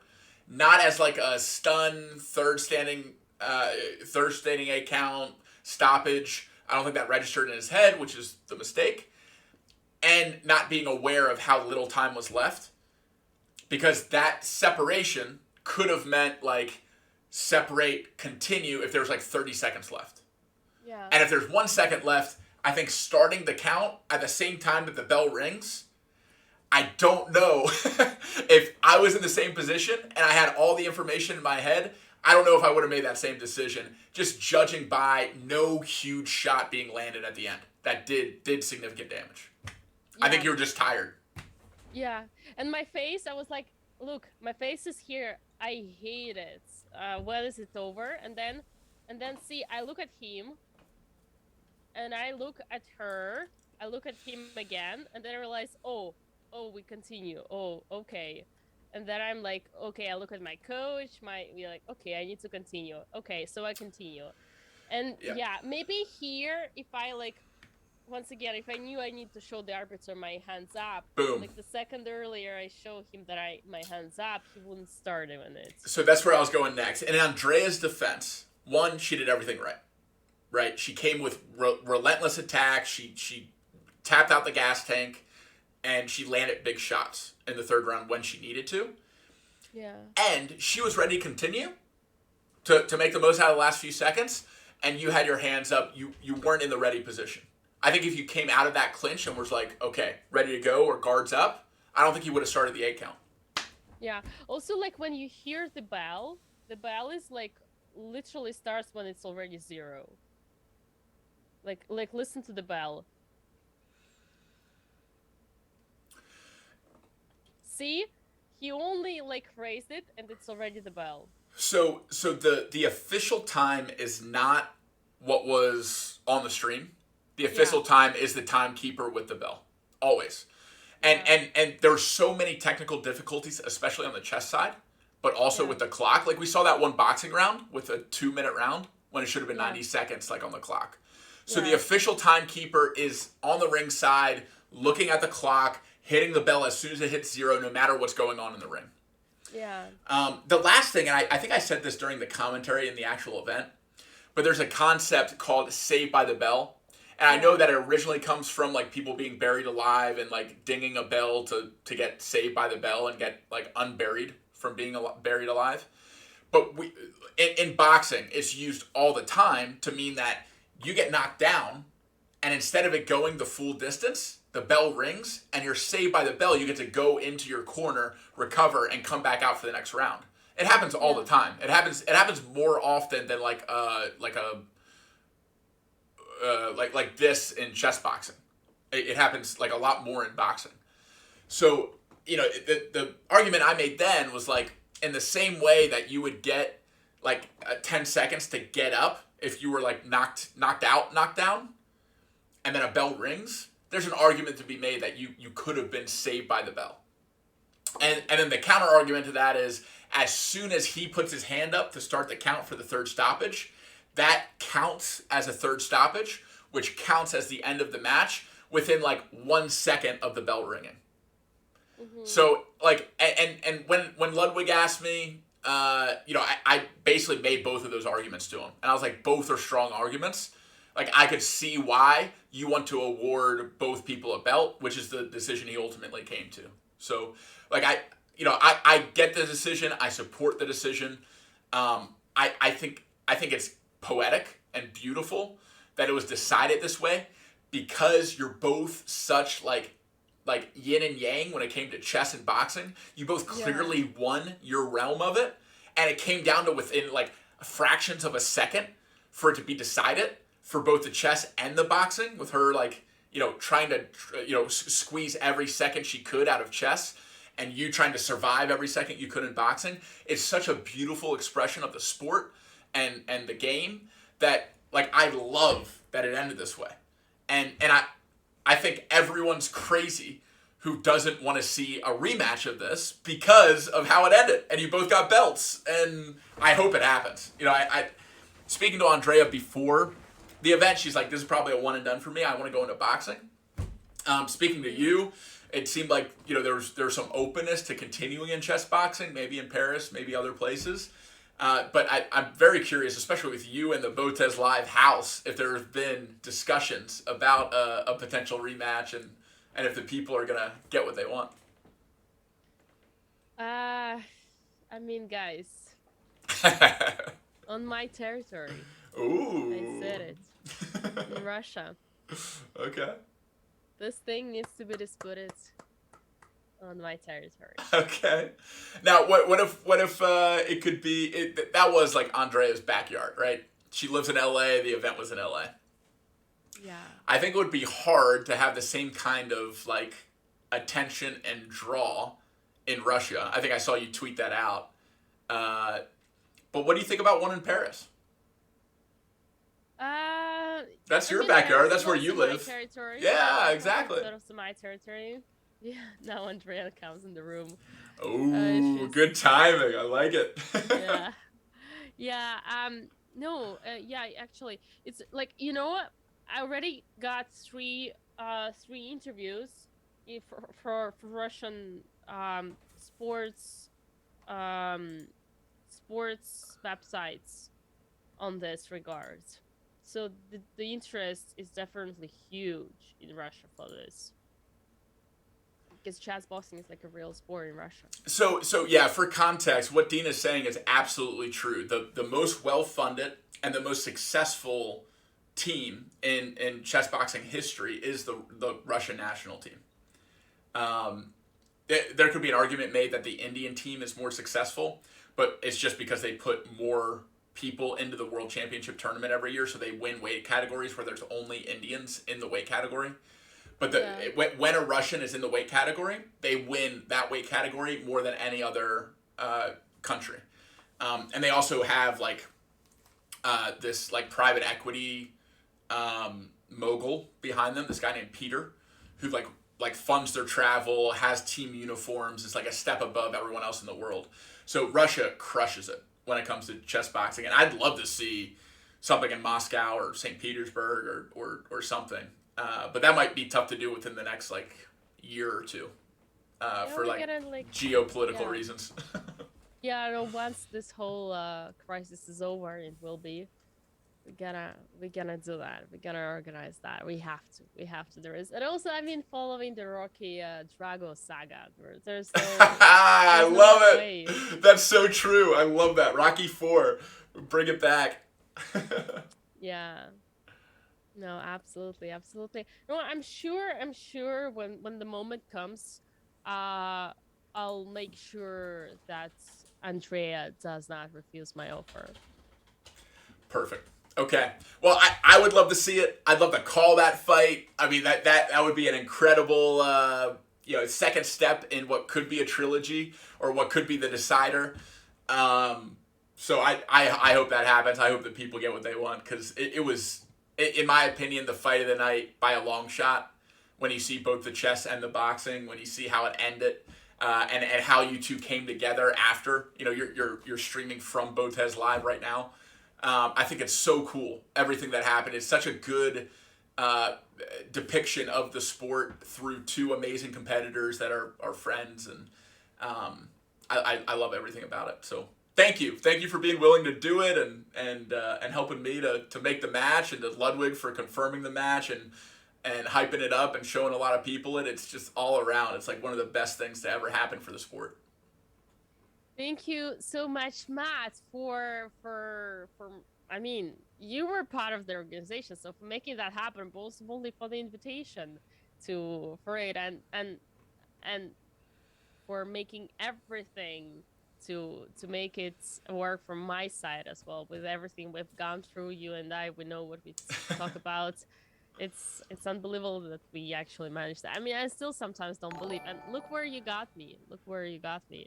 Yeah, look what's going on. You're in the States. Yeah. I'd love to talk about that too, if you're open to it. Like there's a moment after the event was done and you were still in the locker room and you had so much emotion. And like I didn't really know what to say or how to act other than just be like, you did it, But that whole night, I'd love to hear, and this isn't like a very stereotypically Russian or chess player thing to do, so I understand if it's a little uncomfortable. But what kind of emotions were you feeling after it was done? What kind of emotions do you have about the visa and like what has happened since the event? Like what's going through your heart and mind? Yeah, so basically, guys, you all heard that, but the I already told you so many times, but the first, like, Matt and I, we had the conversation about making this event possible. Like, Matt was like, yeah, we're gonna make it on the ring. I'm like, dude, I don't have a visa. It's not gonna be possible to go. Yeah. And he's like, don't worry, we'll sort it out. I was like, for me, like, I'll be honest with you guys. I thought, like, okay, Matt, just another American. Yeah, he's not on this planet. Yeah, he thinks that life is easy, but dude, life is not easy. Life is hard. Get back to Earth. So he doesn't know that those struggles that we, like, fellow Europeans, fellow Russians, fellow Israeli, we have like everyday life problems. And I was like, Matt, you're dreaming. And I was like, nah, we'll see. No, Matt was like, don't worry, I'm sure. And then, like, I was like, okay. We didn't speak for, I think, for almost 2 weeks or maybe 12 days. And then Matt is like, okay, here's Nick Allen. He's the director of Mobile Moves. He's gonna take care of your visa. You gotta have a call with him. I'm like, wait, what? And then the same evening, I'm having a call with Nick, and he says, okay, Dina, so we're putting an agency on you. They're gonna take care of everything. By the way, we're also paying all the costs, so you'll be fine. So quick pause right there. So those 12 days of radio silence is like the 12 days when I'm on like the phone with Ludwig multiple times, just trying to become a part of the event.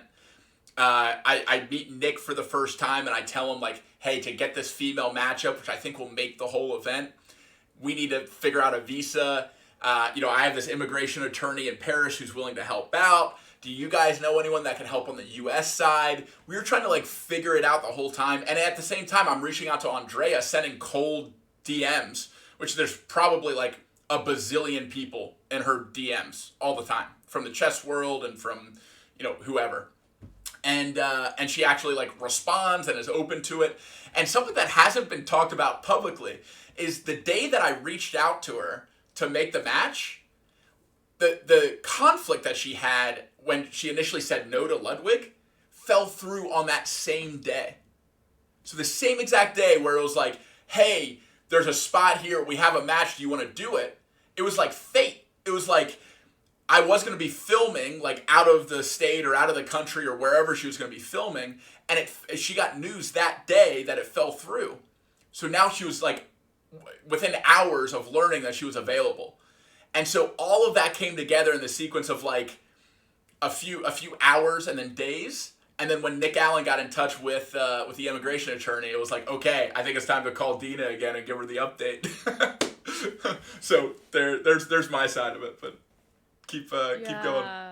Yeah, no, that was crazy. That was crazy, and it all was so unbelievable. And that when I started my trainings, which was so like I wasn't called with Nick on the 1st of November, and then I came back to Paris on the 2nd, but I had to fly away to Lisbon for crypto weekend, and I was only on it wasn't only until 7th of November that I actually started my trainings. And the first week I did only cardio. I didn't really do boxing, so the actual boxing trainings for me were barely 3 weeks. It wasn't even 6 weeks. But getting back to what's important there is that when I started my boxing trainings, I was still with the mindset, no, we're not gonna get a visa. So I'm training boxing, because if I do the other way around, wait until I get visa and then start training, would be too late. So I'm starting training now. I mean, okay, will be just for my own,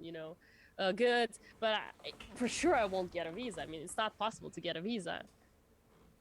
Yeah. And then I remember I was entering the gym with my coach, and I received this email: your appointment has been scheduled for November 17th. And I told him to my coach, I'm having a visa appointment next Thursday. And like, for context, like when we tried to get a visa appointment for Dina without outside help, like you couldn't get one until like February, right? Yeah. It was February like 20, it was like 3, 4, 5 months out from being able to just get the appointment. And then as soon as Ludwig and Nick Allen get involved, it's like, okay, your appointment's tomorrow. It's like, boom.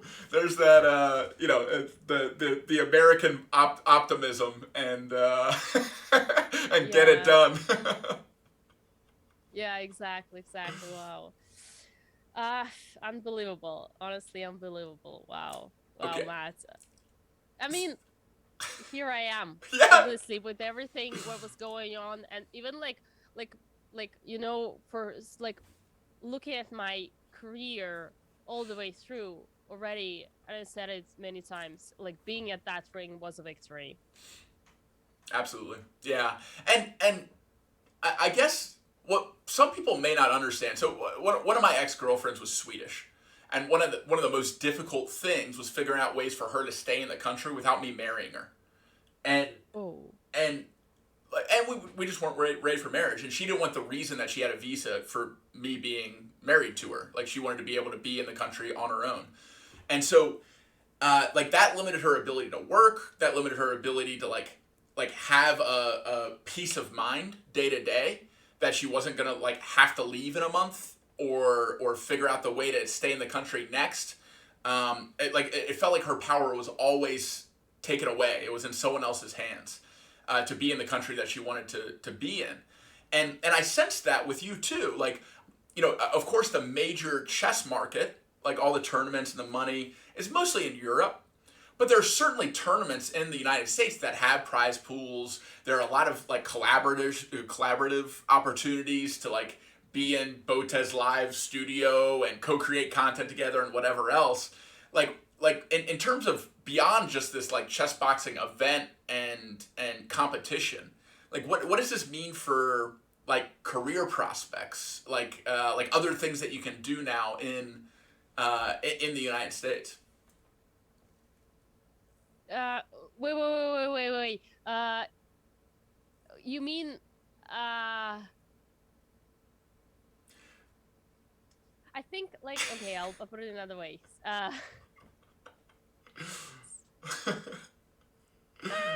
I think I think it's definitely the country that's, yeah, as you said, has the biggest like opportunity for what I'm doing. Um, and I think like for me growing as a creator, as a like public personality, it's definitely a must step on my way up. And like I would have to have this step anyway, sooner or later.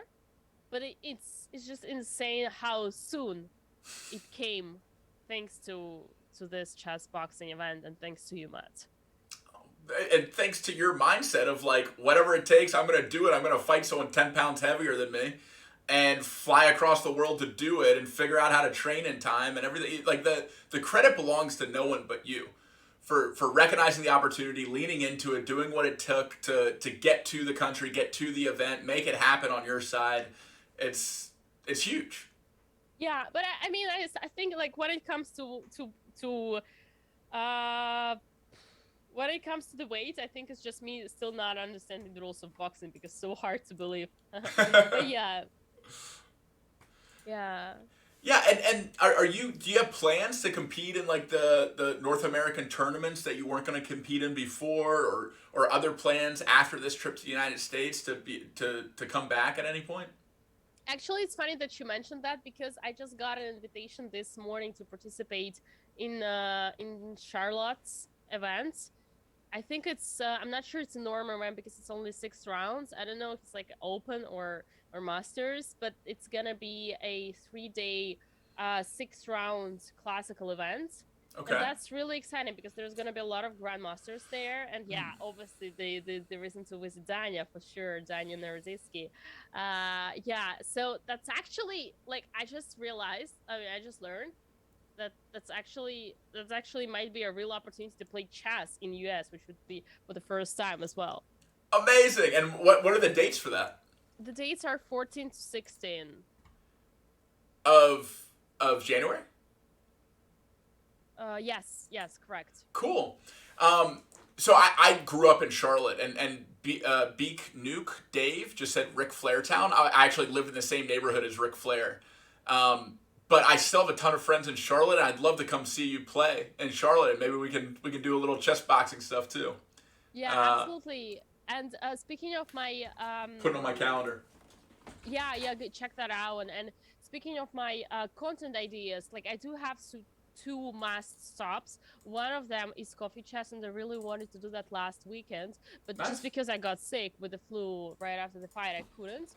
And now next weekend is Christmas, and the weekend after is New Year.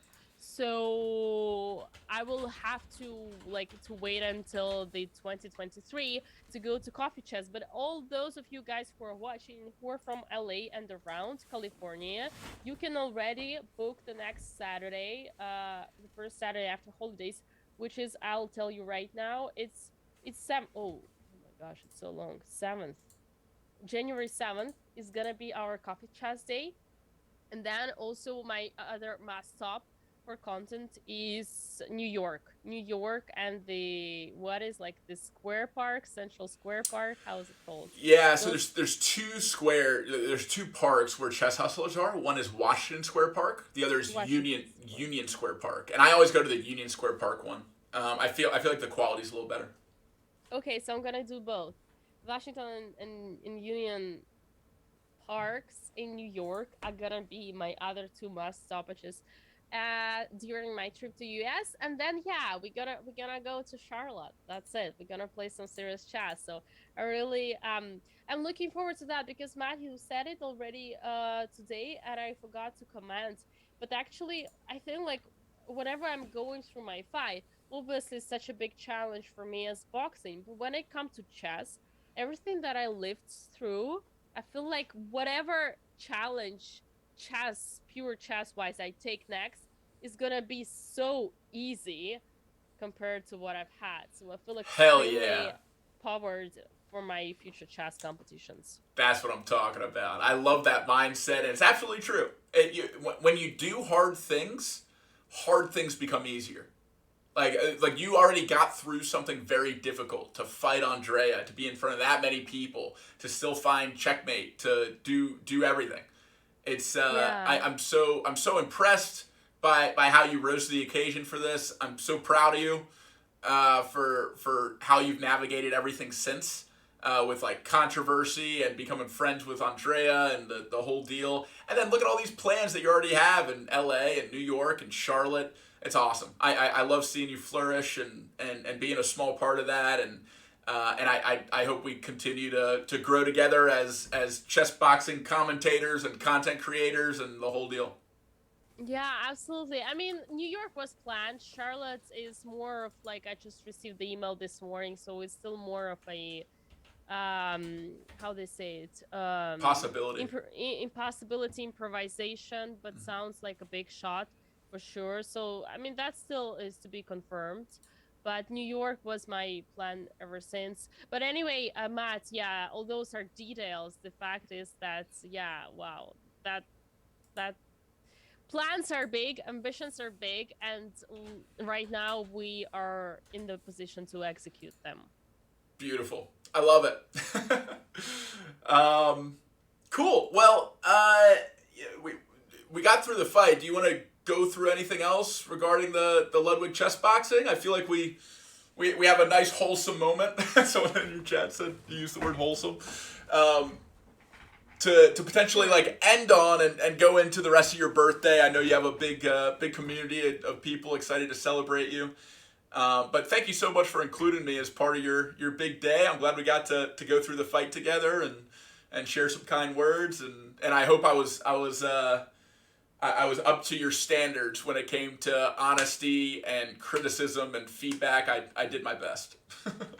No, seriously, Matt, that was amazing. Thank you so much. That you did exactly what I asked you for, and you even surprised me with the fact that you had so many insights, and I didn't know about. I didn't really even consider them, and I'm really surprised and flattered in many ways. But yeah, seriously, thanks for your honesty. Thanks for your transparency, regardless of your initial positivity and yeah.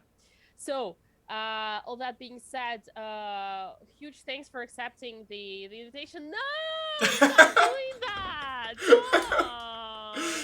So like one of your people already came over and gifted me some subs and Twitch takes half, but I wanted to give at least my share back to you for your birthday and hopefully some other people get to stay in your community and keep watching you and see you grow and do your thing. So thank you. Yeah, happy birthday. Thanks for having me. No, thanks for coming by. Seriously, it's a blast having you. And I once again, I'll repeat it one last time. I really wanted to catch up with you, and it's such a big gift to do it actually on your birthday, because it's like also making your day special. So thank you so much, Matt. Oh, for sure. Yeah, and I'm gonna gift one more, so I'm in third place. I'm gonna gift to one of my mods who's hanging out in your chat. Who's been sending some messages and stuff. So is Jay Chan with 3? Yeah, I think so. Okay, cool. Boom. All right. That's the final little cherry on top for your birthday, and thanks again for letting me be a part of it. I hope you have a great rest of your stream. Oh, thank you so much, Matt. Listen, yeah, I mean, Matt, everybody, Moving with Matt is Matt's Twitch channel. If you want to be there, this is your place, because you do want to be there. Lots of different stuff. Also wellness. Do you do wellness on Twitch? Yeah, so really the presence I want to have on Twitch is health and wellness. So we'll be doing a program in partnership with chess.com called Chess Fit, where we'll be doing like mental health and physical fitness for chess players. So it'll be like guided meditation, breath work, and then some like light stretching and bodyweight calisthenics to like help be healthy and feel good and hopefully be better at chess as a result. And then yeah, I'll do like variety gaming and stuff too, and do a lot of wellness for gamers, from work from homers, for chess players. So if you want to come out, come hang out and get some positivity, some things that will hopefully help you feel more happy and healthy, come hang out. Absolutely, we will. Thank you so much, Matt. I know you have a flight today, but if you feel like playing a game on two later on in our arena, which we're gonna start right after, you're more on three. But other than that, have a great flight, and I hope to catch up with you soon again. Absolutely, sounds awesome.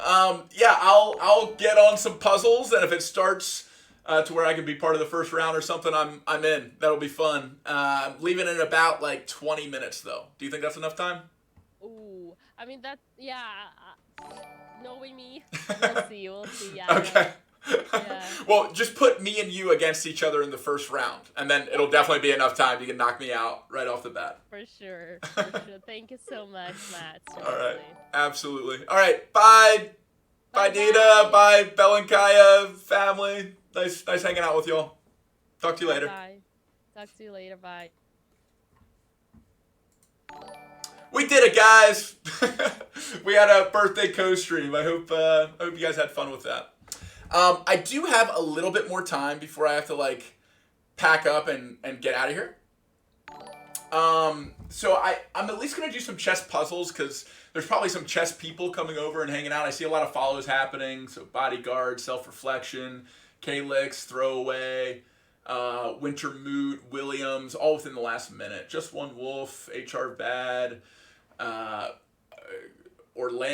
Chando, what looks like a MTO, Thew, Kabils, all y'all. Welcome to the Movers.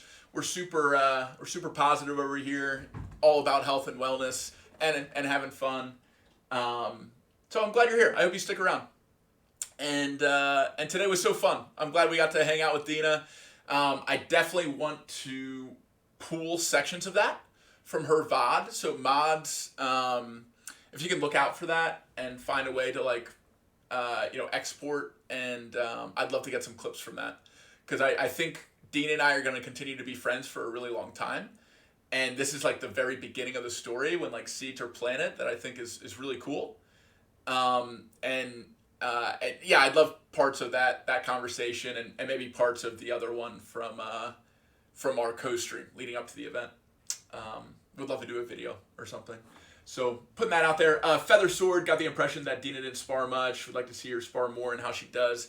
Yeah, sparring is the most important thing when leading up to a fight, especially a first fight. You want to know how you respond to when you get hit in the head. You want to learn how to set up shots and work your way through them. To throw combos, to recognize opportunities, take advantage of those opportunities, that whole thing. So definitely important to do that. And would love to see Dina continue in the sport. I think she will. I think we will probably see a rematch. I don't see why they wouldn't do a rematch. So when she does that, I hope she does spar a lot more. Like I would hope for anyone to spar more for a new fight.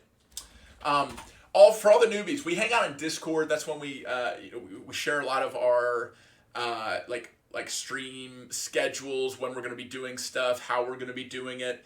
A lot of like Discord specific content comes out too, like past workouts, the VODs, all that kind of stuff. So if you want to hop over in there, join our Discord. A lot of benefits to that, and a lot of positivity in there. We're chatting all day, every day. So that's the spot to be.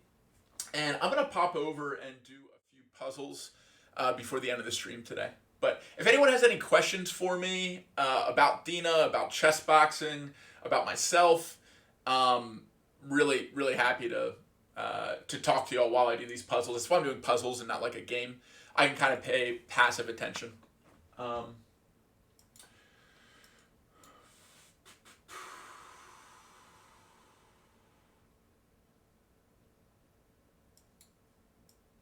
I don't really see what would be better than this. Clearly there is something, though.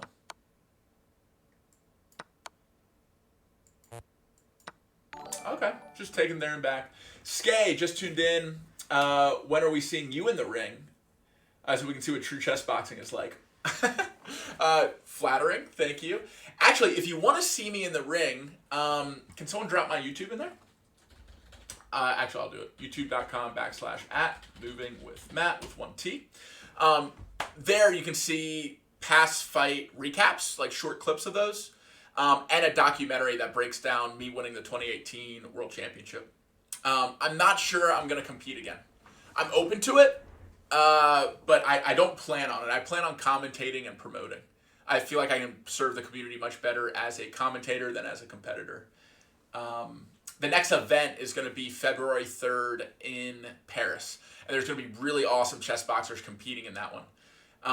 Yeah, not necessarily retired. I just don't feel as much like fire and drive to compete anymore. Like I was talking about with DINA, where there's like a natural like desire to win or hurt someone else. I had that for sure, especially in 2018. You can see on that YouTube, like the look in my eyes, how I came at him trying to hurt him with some of my shots. I don't have that as much anymore. I see it as much more of like a sport and a chess game with my body than a way to like inflict pain. And I think a lot of that comes from yoga too. I got really deep into yoga in 2019 after I won in 2018. And I think that shifted my mindset and demeanor and soul. Yeah, I got the dog out of me. That's a good way to say it. All right, let's do another puzzle. So we have a check.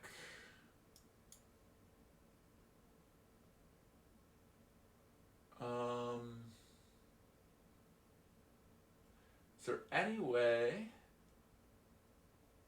Oh, I see. Okay. So I thought we check here, and then when he comes to block, we check here because he can't block it. Is that all right? Oh, it's the same idea as just doing it immediately. My bad. I got the right idea. I just did it too long.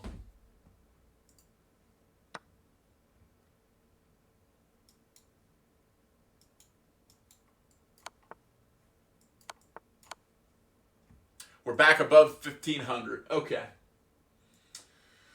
It's an easy checkmate. Maybe we can get to 1,600 today.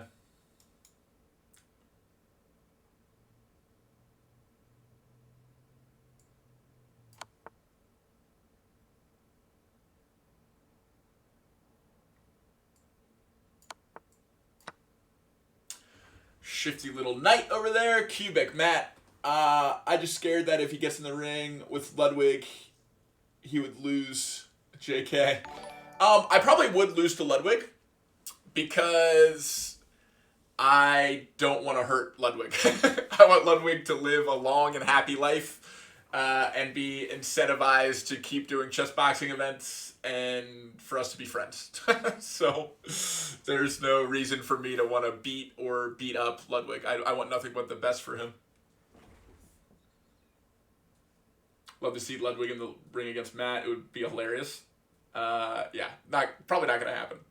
Maybe do a fun match. Don't know how they can make it very entertaining. You know, Nick Yingling, who is Ludwig's really close friend and his assistant, had the idea to do a bros versus pro for chess boxing. So I would basically box all three of them and then probably just play Ludwig in chess with the two of them like over his shoulder. And I think that could be a pretty fun format because then the three of them could kind of gang up on me. And as I would probably only hit him to the body for real because it would hurt him, but it wouldn't like long-term hurt him. So I would get like a few body shots. You can see them kind of in pain. They would probably land some good shots on me because they can team up on me. And I think that would make for really good content. If you want to see that, go over to Ludwig's stuff and tell him. Because I think if there's enough demand for that, he'll do it. Let's do another puzzle.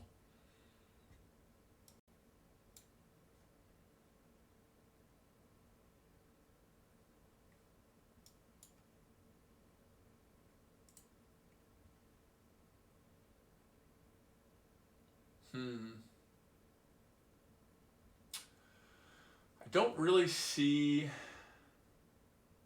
the solution here. I mean, we can... trying to see if we can challenge a piece and win a free piece.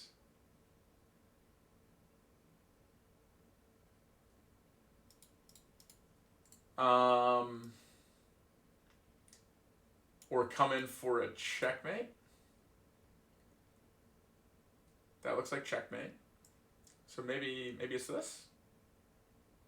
I don't think it's just a recapture, right? That's too easy. Yeah, it's not that either. Okay. It's not the recapture. Matt is the final boss of Mogul Chess Boxing. That'd be fun. You want to see a bro versus pro? Yeah, that'd be fun. We also need to get you on the yard. I'd love to do that. Yeah, they said that they had Mango, who's the best Smash Melee player in the world, lined up for after chess boxing. So that Monday, that's the Mango episode. That's when I was in town and hoping that it would happen then. But maybe it'll happen sometime in the future. Maybe not. Whatever. Whatever they want. I'm here for it. Oh, it's this check. I missed that check.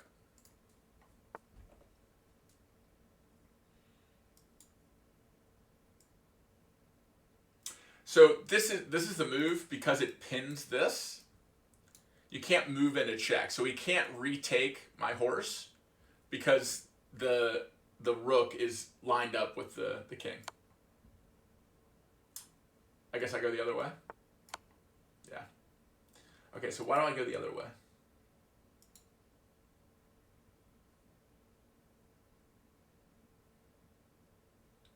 I don't really understand why I go left instead of right. If anyone in the chat is better than me at chess and wants to explain that, I'm game. Why do I move here instead of here?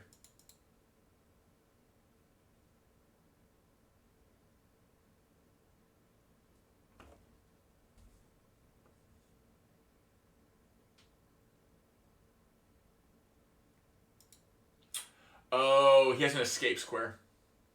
Okay. So if I move here, then he can move here. Whereas if I move here, it shuts down these two squares. Okay, cool. So he's challenging my queen. It's protected.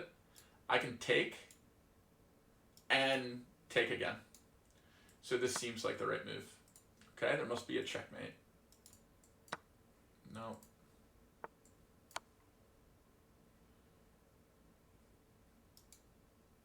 That's checkmate. Yeah. I moved too quick.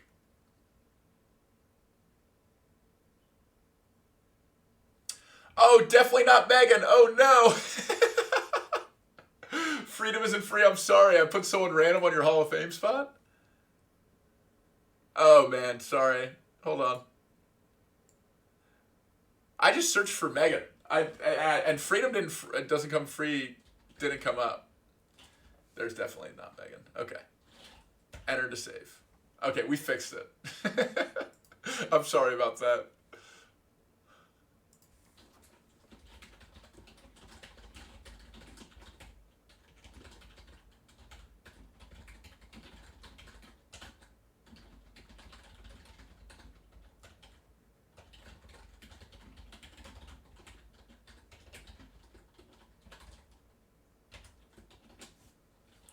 Cool. All right.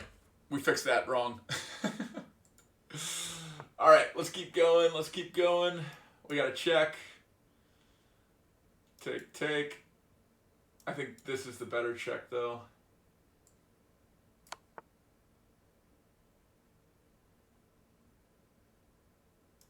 Do we take? Take? I think we push this and then take. Cool. Got that one. Oh, we got to get back above 1,500 before we sign off.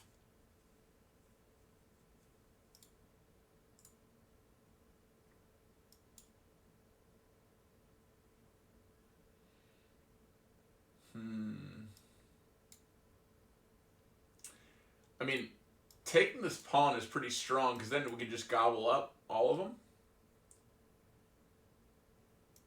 The check, take. Does that do anything for us? I don't think so.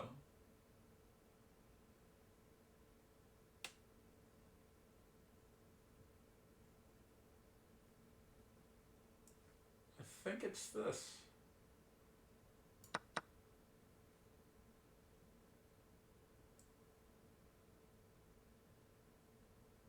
Retake, and then block that square.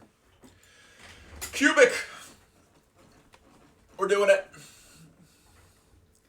Oh, Meg, I'm glad you liked the stream. Awesome. Elgard, welcome to the Movers. Glad you're here. Did you come over from Dina and her birthday stream?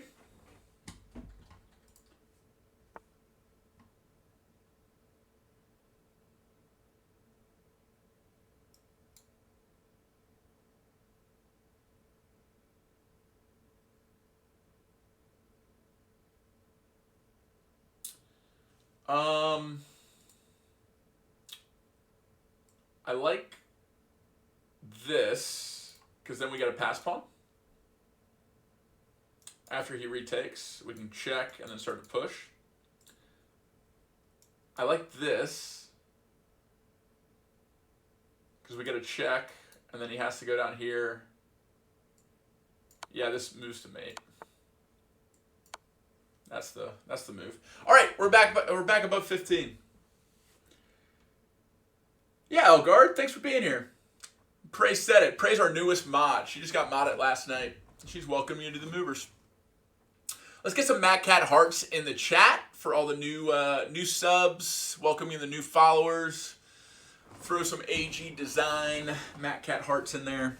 Also, if you want to get a Matt Cat heart actual like t-shirt or hoodie, we have merch live. So if you want to support the stream and support AG for doing all the designs, there's the merch. Wait, why isn't it working? I swear I set up a merch thing last night.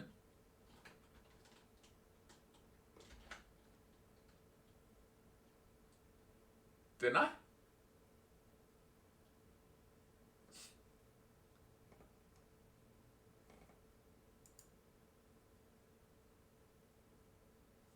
Yeah, merch should be on there.